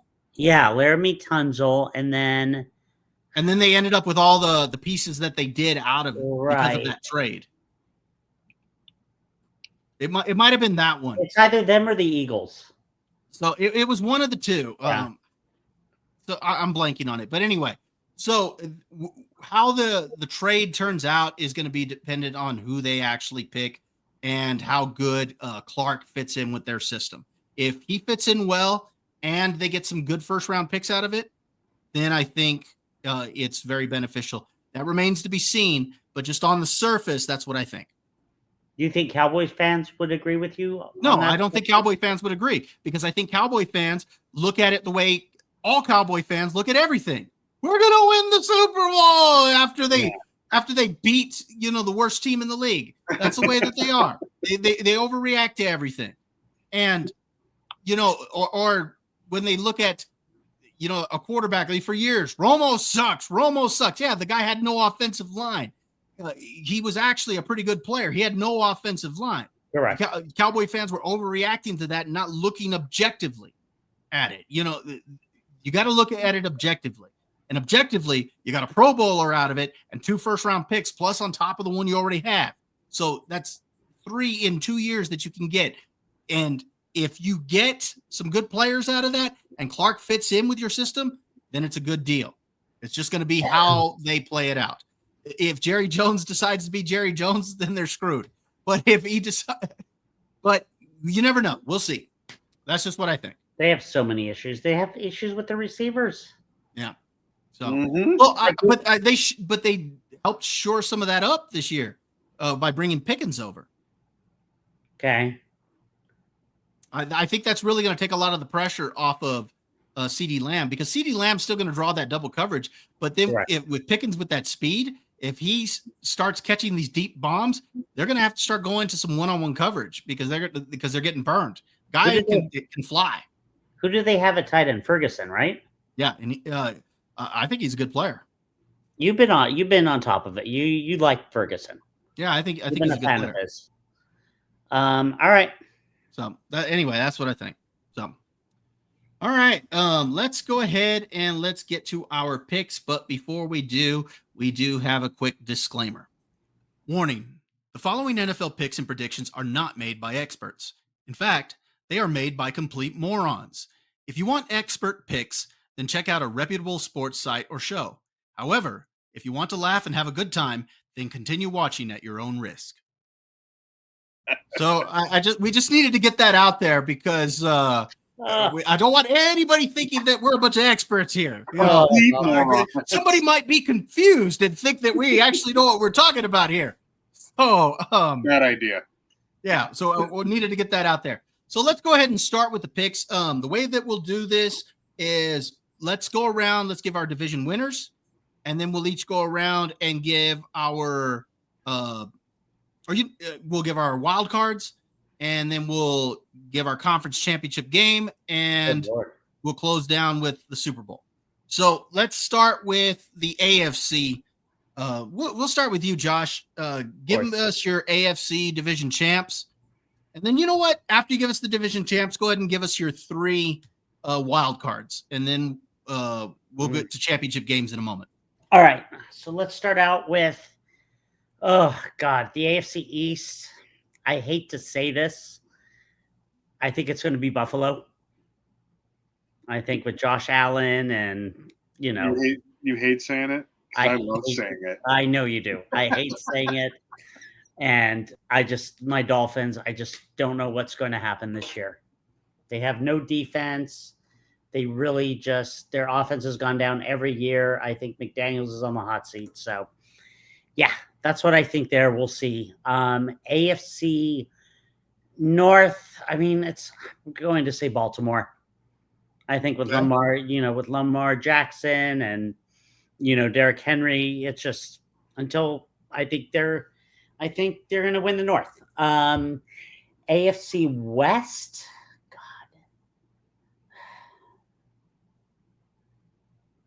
Honestly, it's like I'm trying to choose between LA or Kansas City. I think my gut's saying Kansas City. To win the West. AFC, what are we? AFC South? It's funny. Somebody picked Jacksonville. AKA why bother? Huh? AKA why bother? No, it's funny. I've heard Jacksonville be picked. I've heard Tennessee, which was random by an AI robot on Good Morning Football today. I think Houston. I think Houston wins the South. All right. My 3 wild card teams. I think Denver, because I really like Bo Nix and I like that team, and I like what Sean Payton has done with them. Let's see, I have 2 more. I'm going to say Jacksonville.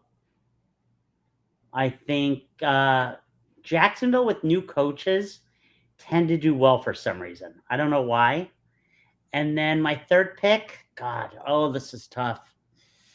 It's between Cincinnati for me and the Chargers. I think with Harbaugh, I'm going to say the Chargers. All right. That's what I got. Okay. All right. We'll get to conference championships in a moment. Derek, give me your division winners and wild cards. Okay. Starting off with the AFC East. Before we get anywhere here, Josh, I wish you all the best, but you're going to have a tough time.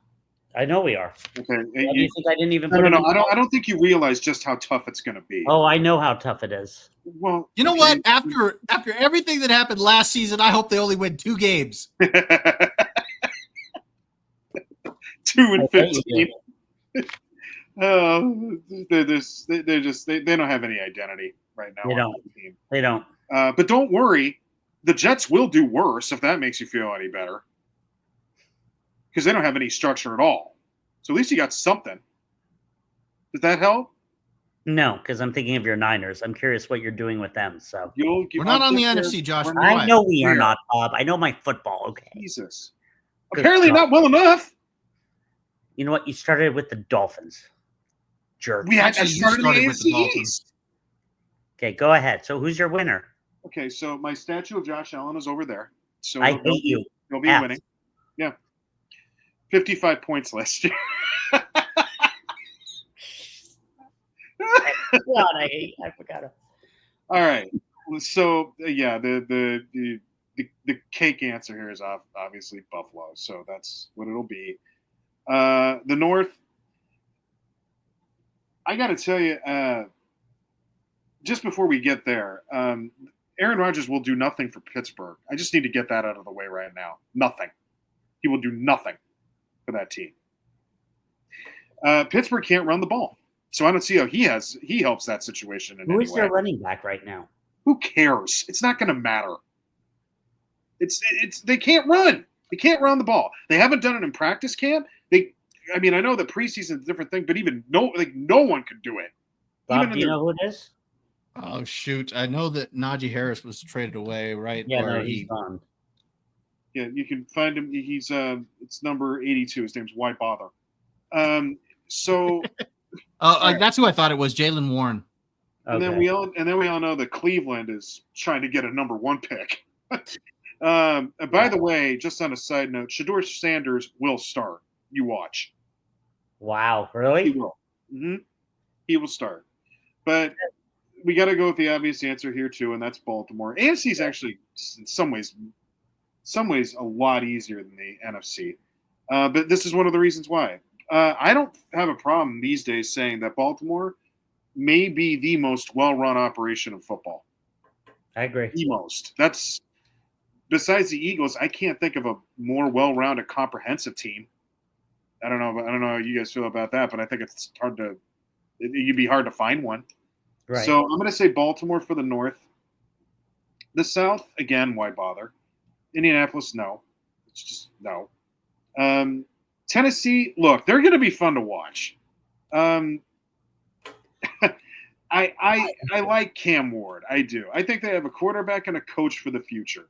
But even those two are admitting that their offense is struggling. And when your quarterback and your coach have to tell you that, it's not real promising. So they probably got maybe the worst receiving core in all of football right now. It's just the situation that they find themselves in. Like I said, fun watch, but no, nothing's going to happen there. Now, Josh, to your points about Jacksonville. Yes. It's been stated they've had a good camp. Yeah. Travis Hunter sounds like he's doing well on both sides. Yeah. Trevor Lawrence looking impressive. If he can stay healthy. Brian Thomas here too. Yep. They got an offensive-minded coach like you were talking about. Owen. Upgraded O-line. And even with all that, they're not going to make the playoffs. That I had to hit you with. Okay. Hey, it's fine. All right. And it's going to be Houston. I don't think there's any qualms about that. Now, Houston, though, they ran into a little bit of issues with some key players on their offensive line.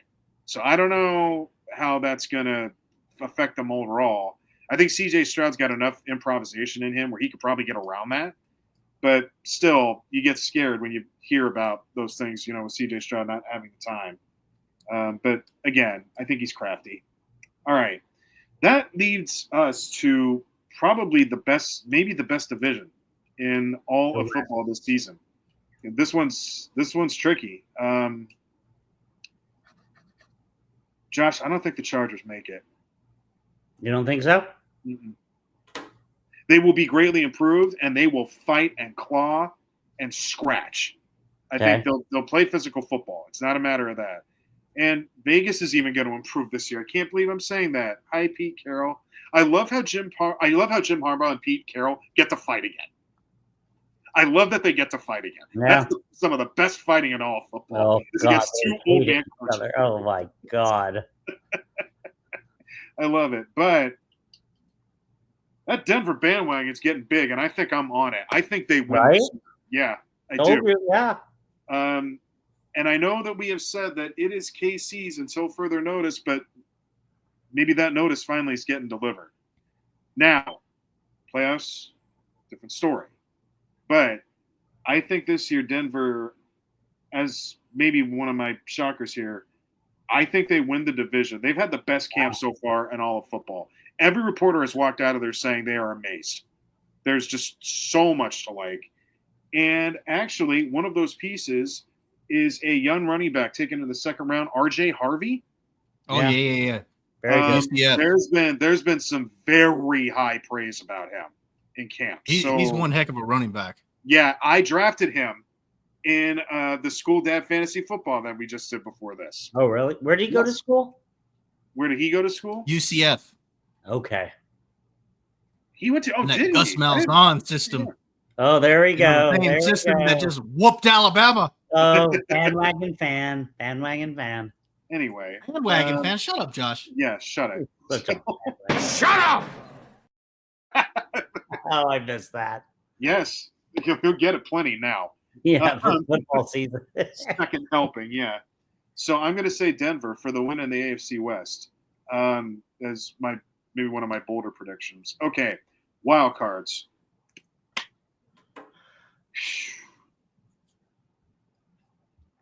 I don't think anybody's going to see New England coming. Oh, I've heard. Interesting. Really? Yeah. Really? I've heard that this is not surprising because I've heard people because of Vrabel. They've had a great camp. Vrabel is there, and apparently Drake May is something pretty good to watch based off of I like what's Drake happening in May. camp. Yeah, I think there's going to be major improvement that nobody sees coming. I'm going to say New England for one of them. Wow. Excited to report as my next wild card team that it looks like Mr. Burrow has been having himself a great camp. And for a slow starting team that the Bengals have been for the past 2 or 3 seasons, I think they got a shot climbing into the playoffs this year. Okay. And then the last one will be Kansas City. But this is why I said Denver has the edge right now because, Mekhi Becton, that's his name, right?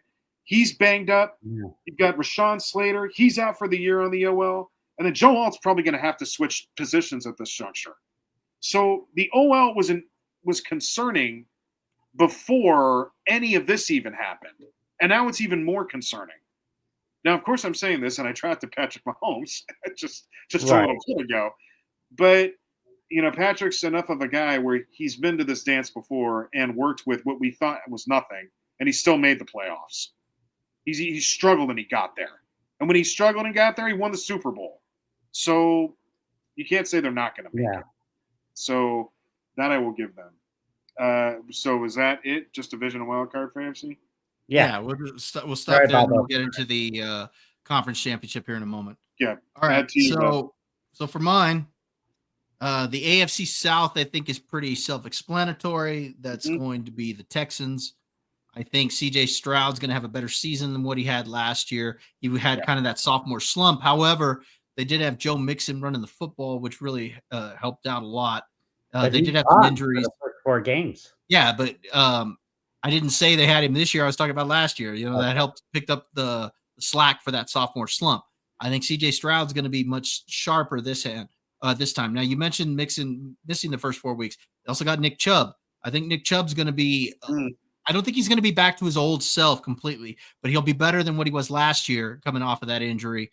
Usually it takes about a year for them to kind of get back into to the swing of things. And he's not going to be carrying the load completely by himself. He'll have that. He'll have a little bit of help there, but I do think those first few weeks, I do think we'll see some Nick Chubb, and I think he'll help offset some of what they're going to lose. But I'm going with the Texans. I think the AFC North, I also think that's pretty self-explanatory too. I do think the Ravens are one of the best teams in football. They were already that way, and I think they're going to be even better because didn't they bring over DeAndre Hopkins? Yes. You've got Last year they did. Yeah, so they got Hopkins. Yeah. You've got what's his name? You got that tight end still. You got Mark Andrews. Oh, Mark Andrews. Yeah. What's the name of that star wide receiver they got? Richard Bateman. Bateman. Thank you. As soon as you said his first name, Bateman. Yeah, I really like him. I think he's got a lot of talent. And then of course you got Derrick Henry. And then when you got the quarterback that you do, who's very dynamic, I think they win their division. Hey, Bob. What? Zay Flowers also. Thank you. That's the other one I was thinking of too. Zay Flowers. So you got a 3-headed monster there. Yeah. That I think is going to be pretty good at the wide receiver spot. So I like what they're doing there. Good defense too. In the AFC West, Okay. I also have the Broncos. I like the Broncos. Yeah. I think Bo Nix is for real. I don't think we're going to see much of a sophomore slump from him because of the way his game is played. I also like Cortland Sutton. Josh, you know I like him. Oh, you've loved him for years. I think he's very talented, and I think he's overlooked. So I think they're going to be really good. Again, I also like the addition of Harvey. They still have a strong defense. I think this is going to be a very good team, and I think this is the year that Kansas City does not win that division. Okay. AFC East. Buffalo. Who else? I mean, you got Mr. Allen over there. I mean, he is the man. He is clearly the best quarterback from a skill set wise in the league. Now, that's saying a lot because Lamar Jackson is pretty dang good, and I still think that Patrick Mahomes is probably the most elite quarterback when you factor everything all together, because that guy's like a wizard. But I think Josh Allen's skill set is just the best in the league. The guy can run like crazy. He's dominant on the ground. He's dominant in the air. He does make a few mistakes here and there, but you're willing to live with that with Josh Allen because of the way he plays. So I'm taking the Bills. Now, as far as my 3 wild cards, I've got the Chiefs in there as one of the wild cards. Same thing, like I just said, Patrick Mahomes. There's no way they're not going to make the playoffs. Right. And the only way they don't make the playoffs is if there's an injury that keeps them from making it. But they're going to make the playoffs. I think the Steelers make the playoffs, and I don't think it's because of Aaron Rodgers. I think it's because Mike Tomlin finds a way to get them there. He always finds a way to get them there, despite the fact that they might have a bad season. He finds a way to get them into the playoffs. So I think they get there despite just some average quarterback play from Aaron Rodgers, because I do think that Father Time is catching up with him, and I think that's just the situation that he's in. And for the final one, right? Tomlin's never missed the playoffs. I don't know if he's never missed it. But you might be right on that. Yeah. So, I'm going to go with the Steelers, and the final one, I'm going with the Chargers. I really wanted to put the Jaguars there, but I do think the Chargers are going to be vastly improved, and I think this is the year they kind of get over that. I like that they brought Keenan Allen back. Right. And so let's see how that helps Justin Herbert out. And they should still be able to run the football, even with some of the losses that they had. I think they'll still be pretty strong running the football. It's Harbaugh. So those are my wild cards. So let's go ahead and get to before we get into the NFC. Who do you think is the championship game for the AFC, and who wins? Josh. Oh my God, I can't believe I'm saying this. I think it's going to be Buffalo. I'm going to say Buffalo versus Denver in the AFC championship game. And damn it, I think I'm going to say Buffalo. They're closing, Highmark Stadium this year. They're going into their new stadium, and it just seems fitting. I think they might be finally getting back to the Super Bowl. All right. Derek.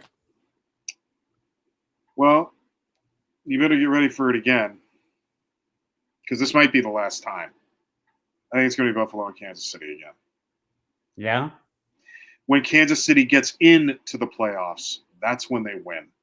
True. And that's when it counts. Now, I could be proven wrong, and maybe this really is the year they finally start to get simmered down and get taken down a peg.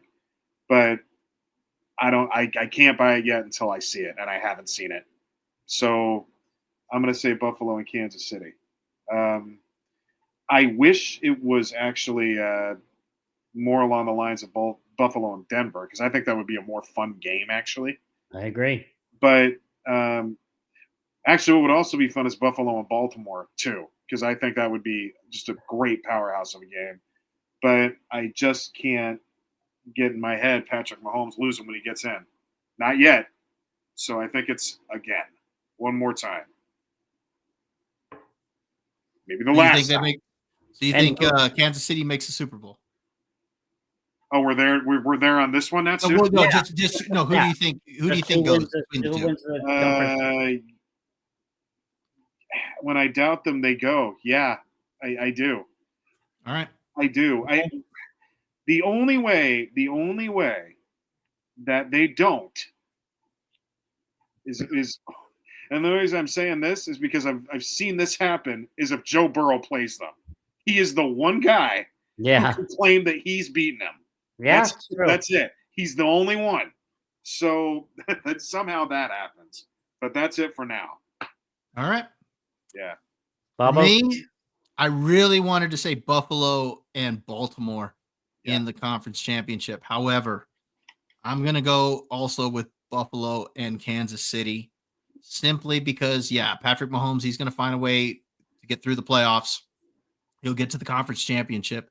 However, this is the year So he's agreeing with me. that Josh Allen finally gets that monkey off of his shoulder.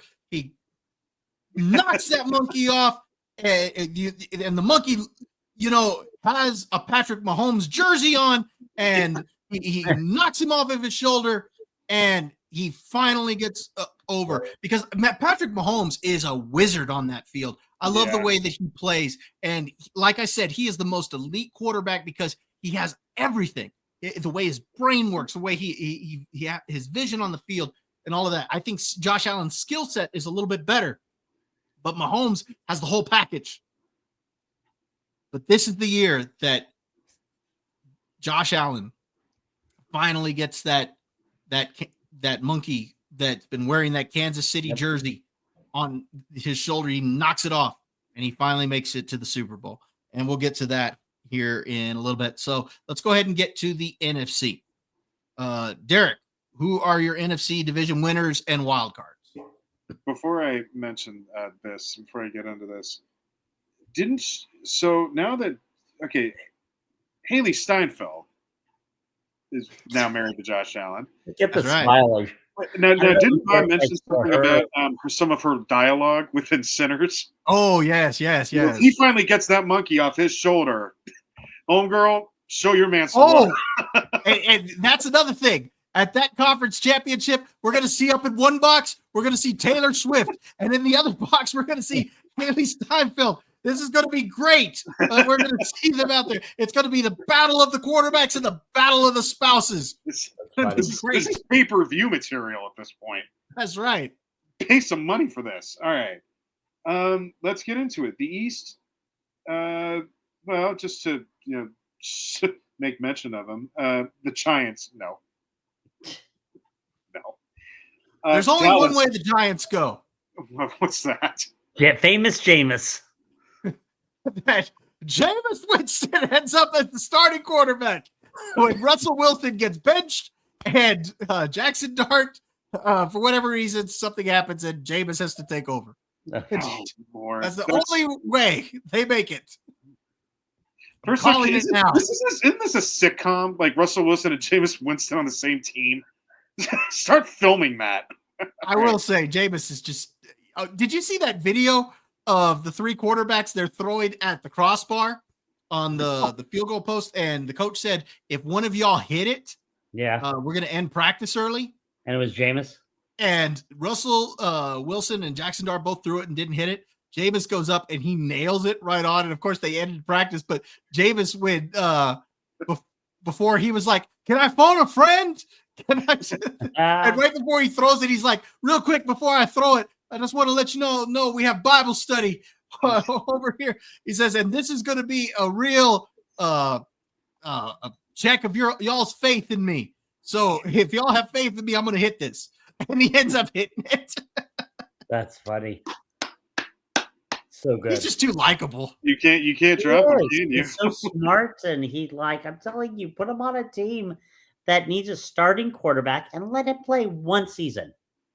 Let him be the starter for one season, 18 games. Just go with the ride that is Jameis Winston. Just see what happens. See if he can get you to the playoffs.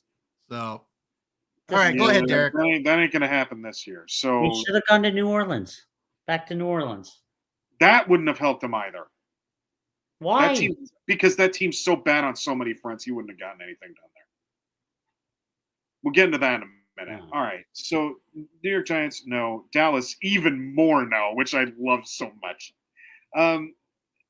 They're not only not good, but their staff We know sucks. who you're picking.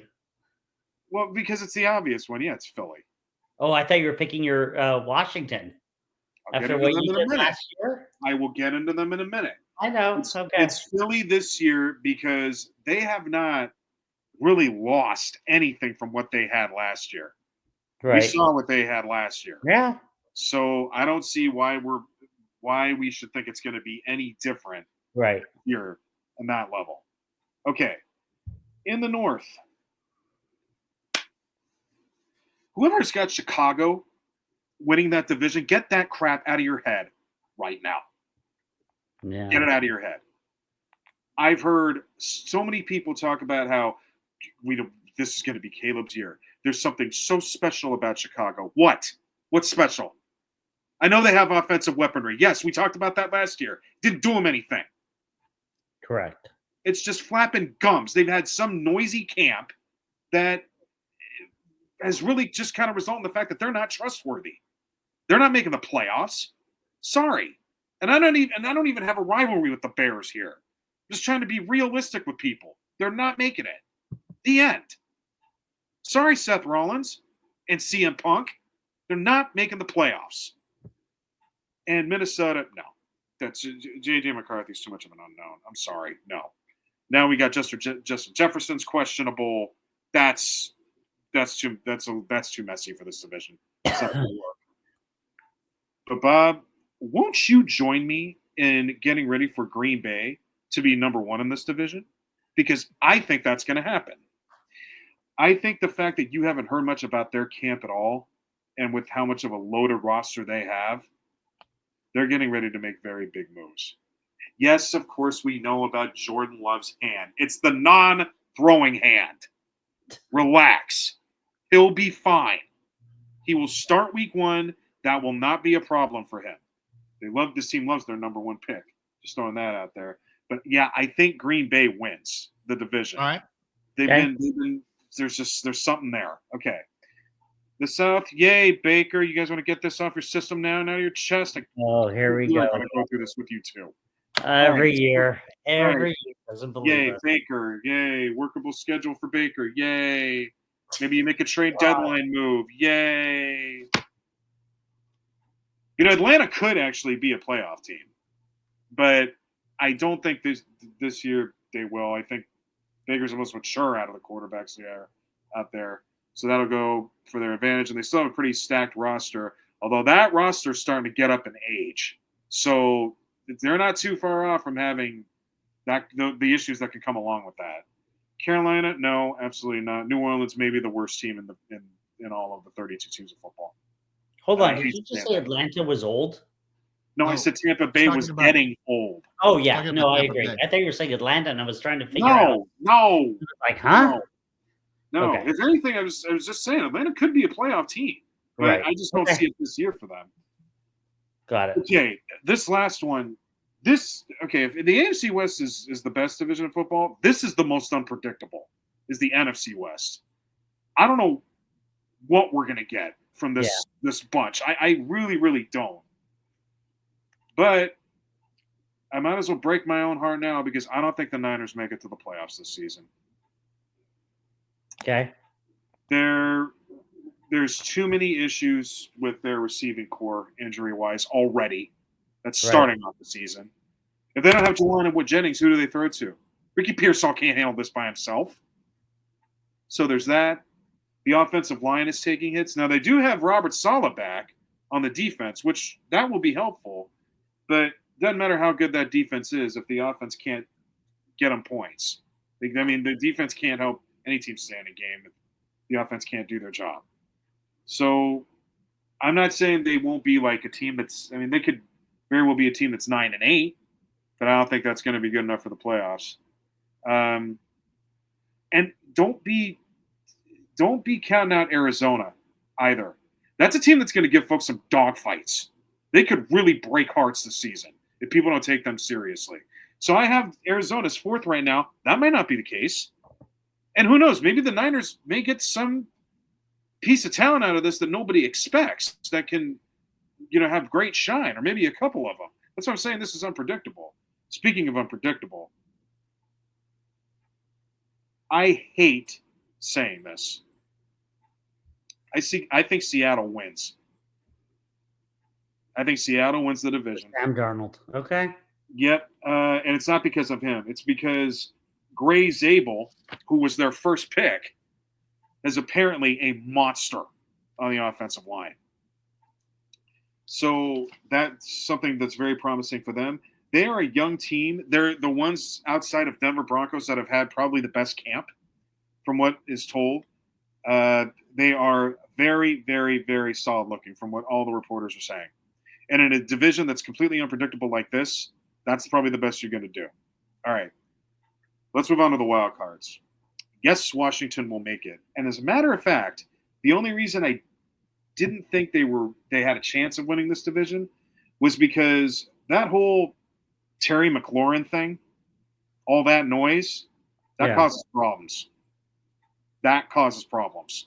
Can I say one thing? Yeah. I've been watching Good Morning Football today, gave their picks like we're doing. Yeah. Not one person picked Washington in the playoffs, and I'm shocked. That's ridiculous. Okay. I'm absolutely shocked. Jaden will make enough happen there where he will get himself in. Yeah, shocked. Okay, so that's nonsense. And even the morons are telling those folks that that's not accurate. Okay?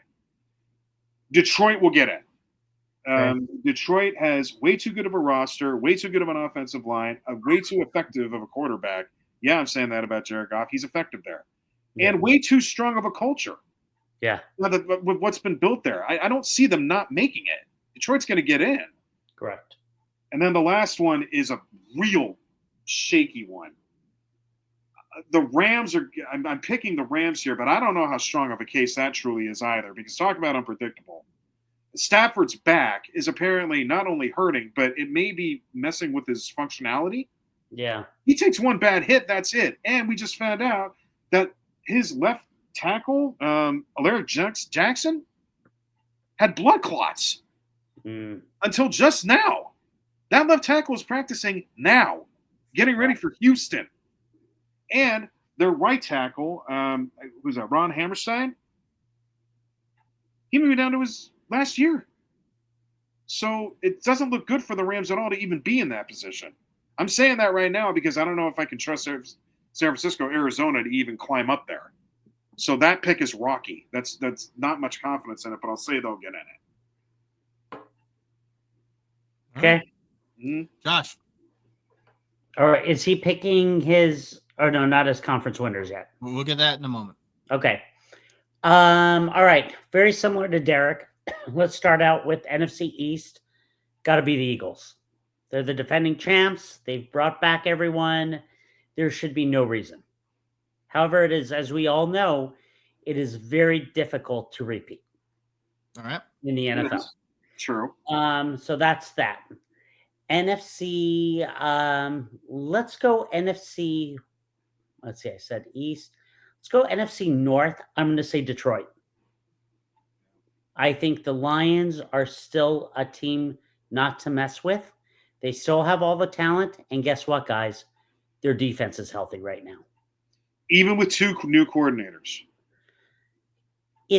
I'm skeptical, but I still think they've got the players. Okay. So as long as they can keep that up. And by the way, Shepard, who's their defensive coordinator, has been with the team for years. I think he coached linebackers. So he is part of the system. So I'm going to pick them to win the North. NFC West, you have a good point that you mentioned, Derek. And I'm going to shock you guys. Arizona. I think there's, Kyle Murray, James Conner, Marvin Harrison Jr. They have the talent. I don't see the other teams being dominant this year. I don't see the Rams being dominant because, like you just said, Stafford is such a question mark, right? Well, and now he's got 2 tackles that are also questionable, which doesn't help Exactly. that. Yeah. Seattle, I would say similar. I want to pick your Niners because I think they have a running game. I think they Yeah, can they run the do. football with getting, with McCaffrey and Brian Robinson Jr. Yeah. But it's the receivers that scare me. That's the problem. I think their defense will be good because of Robert Saleh back. So I kind of have to think about it. Could they get in as a wild card? Not sure yet. So yeah, Arizona, I'm going to go for the North. The South, West. West, sorry. NFC West, honestly, I think I'm picking Atlanta. You mean this is the South now? South, sorry, to pick this to win the South. I think I'm going to take that chance. I like Penix. I like Drake London. I like Pitts. I think they have a great defense. Bates is a fantastic safety. Mike Hughes is good. They have a good team. I think they could stay in their lane. I think they could win the South. All right. And then as far as my wild cards, I've got Washington. Totally agree with you. Don't know why people are not picking Washington. And then Green Bay, because like you guys said, they have a great team. And I just think Detroit's a little bit better.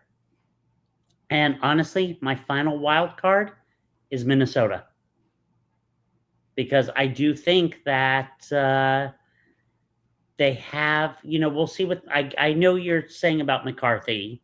He's coming off an injury, but you have talent on that team.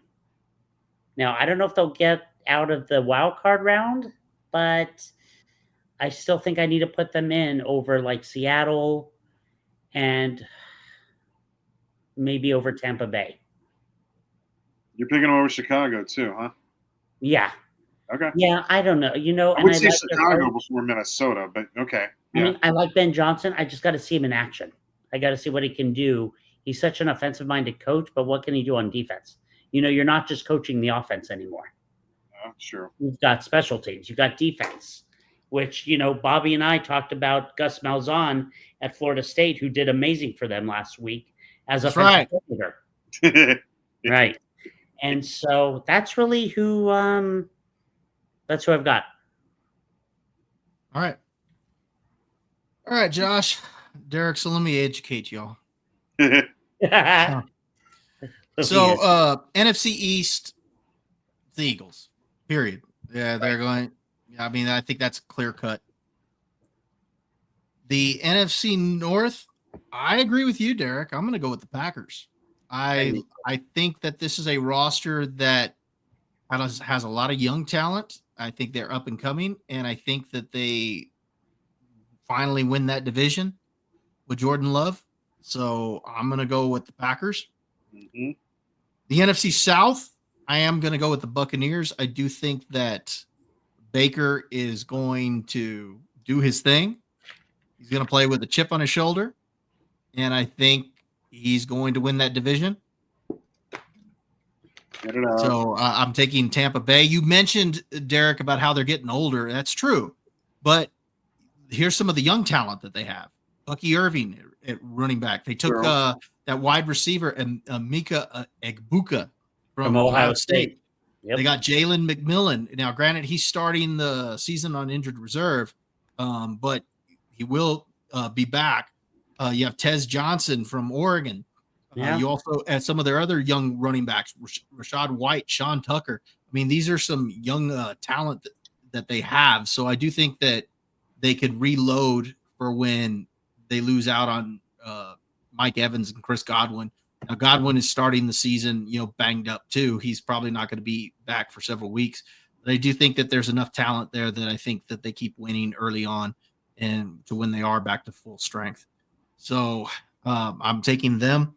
And now the NFC West. This is a division that I think can go to any one of these teams, but it's not because they're going to be good. I think all of them are going to have a down year. Okay. And this is one of those years where the division winner can win with like a 9-8 record or, an 8-9 record. This is one of those years. I'm going to go out on a limb and I say that the 49ers find a way to pull it off and do win the division. Doesn't mean they're a good team. I think it's going to be the whole division's going to be down. But I think that they're going to find a way to get to be on top of that division. I wanted to say the Rams, but I do think that there's some concerns there. Right. So I am going to go with the 49ers to win that division. My wild cards are going to be the Lions. I think they're going to be, the best of the wild cards. They're going to be that one that has a great record that could have won the division, but in reality that the Packers were just like one game better, or they had the tiebreaker or something like that. Mhm. And the Lions are going to be that team that they're going to be that team that has like 12 wins or 13 wins or something like that, but still doesn't win the division because of the Packers just winning out. Then I'm going to also have Washington. Mhm. Do you think Daniel gets him back? Again, I think he's dynamic. We've talked about him. I thought he was the best quarterback in last year's draft. Yep. So I think he gets him back there. And I'm going to go out on a limb, and I'm going to say Atlanta makes the playoffs. Okay. I think they have a good team. I think they may get in as a wild card. I think they make a run at the division, but ultimately I do think Tampa Bay wins it, but they get the wild card spot. And so let's go ahead and go around the room. Let's give our conference championship game and who wins it. Josh, we'll start with you. Philadelphia versus Detroit, and Detroit is going to the Super Bowl against Buffalo. Okay, and then we'll get our Super Bowl champs here in a moment. Derek, who do you got? Unfortunately, you're going to get a rematch of last year. And it's going to be just as bad in terms of the game. I mean, Kansas City and Philly's going to win again. Okay, No, we went ahead and gave NFC, what about the NFC championship game?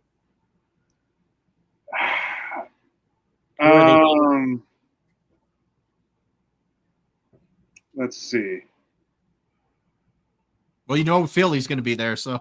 I know. Well, I know, but I'm trying to decide if it's going to be against Green Bay or if it's going to be against Washington. Okay. Last year was Washington, right? Philly versus Washington? Yeah. Yeah. Let's say Green Bay this time. I think it's going to be Philly and Green Bay. But Okay. I don't think Green Bay's got enough in them to take out the Eagles at this point. So you think the Eagles get there? All right. Yeah. Okay. This is going to be an interesting pick here because I want to put the Eagles in. Okay. I think somehow they slip up. I don't know how, but if it's injuries or what, but I think somehow they slip up. And I'm going to go with the Lions and the Buccaneers. I think Baker gets them to the conference championship game. However, as much as I'd love Baker to get to that Super Bowl, he's not going to get there. The Lions get over the hump, and they are in the Super Bowl against the Buffalo Bills, which is the Super Bowl I wanted last year but didn't get. So I think this is the year we get Buffalo picking the same and the Lions. Okay. Well, that's so. Derek, you already said you think that it's going to be Kansas City and the Eagles, and you said the Eagles are going to win it. Mm-hmm. They're in a repeat. That's your Super Bowl pick. Okay, Josh. Buffalo and Detroit. Finally, in honor of my mother, the Detroit Lions are going to win their very first Super Bowl. And Buffalo, once again, like I said, it would be interesting for them to end, being in their old stadium final year winning the Super Bowl, but I think it's going to go back to the 90s when they just can't win that Super Bowl. Go Lions. I also got the Bills and the Lions, and this is the year that Josh Allen, with that amazing wife of his, is going. That's what he cares about. Go watch Sinners, and you'll see what I mean. Yeah. Sinners is cool. I like that movie. Anyway. Yeah. It's a great movie. What do you mean great movie? You haven't seen it. You didn't see it. Oh, yeah, I saw it. How do you know when I'm lying? I don't understand. Liar! Liar! Liar! It's amazing. You're like looking, I see you moving around me like, okay. Josh, we know when you're lying. You're terrible at it. Where's the Not hard. All right. Anyway, but he gets over the hump. Josh Allen gets over that hump, and he is a Super Bowl champ. Okay. I am going with the Bills to finally get that championship, and Josh Allen is Super Bowl MVP. So I'm giving it to Buffalo. So those are our picks for the NFL. Any final thoughts on that before we get to some closing thoughts here? No. Haley better talk dirty to him if he wins that whole thing. That's right. That's You right. remember how dirty she talked in that movie? It better be filthy. Yeah. Anyway, so before we say our goodbyes for the night, we do have some closing thoughts here that we want to go ahead and share.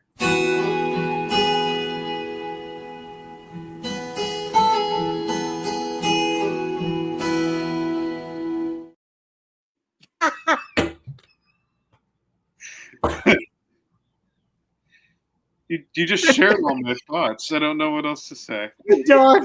The dog. I looked over the corner. The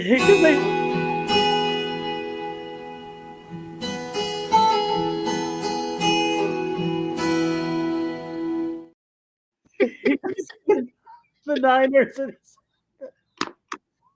I had to think a lot about them recently. Oh, I needed that. Thank you, Bobo. That's the best thing ever. All right, Derek, go ahead and give us your closing thoughts or rant here. What have you got for us tonight? I don't think I'm going to be able to beat that, but I'll give Oh, it. this has to be every week. Oh, yeah. Well, gents, as we come to understand that football season is upon us, it's also a time where we need to realize that we're moving on in the seasons here. It's about to start getting cold outside. There's one piece of advice I'd like to give everybody out there watching this program. Show your grill some love. It's not going to be too far away until we have to bag those things up, say goodbye for a little while. And those burgers aren't going to make themselves, are they? You have a good friend back there who's ready to help you out whenever you need it to make any type of delicious food you want. Do you know that I learned how to grill just about everything now? I'm pretty good at just about all of it. Corn on the cob, you're a real bastard for how long you take. I'm just going to get that out of the way. Now that that's done, the season we're about to enter, gentlemen, is winter. What happens in winter? You get to believe in a bunch of nonsense, stupid little people in green outfits that don't exist. Some little North Pole dust that doesn't exist at all. That we'd like to keep telling ourselves that does. No. None of that's real. The grill is real. That gives you a gift right then and there, doesn't it? And it's going to be cold, a cold, cold season. You can't just go out there like you'd like to.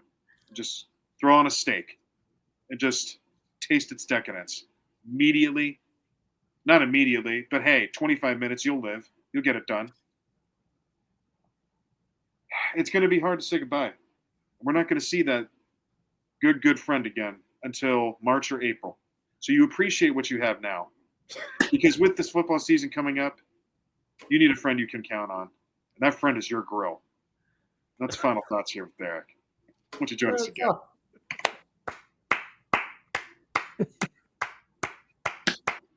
Well, thank you for sharing that here, Derek. So that's our show for the night. Let's go ahead and close out with some social media. Josh, where can we find you at?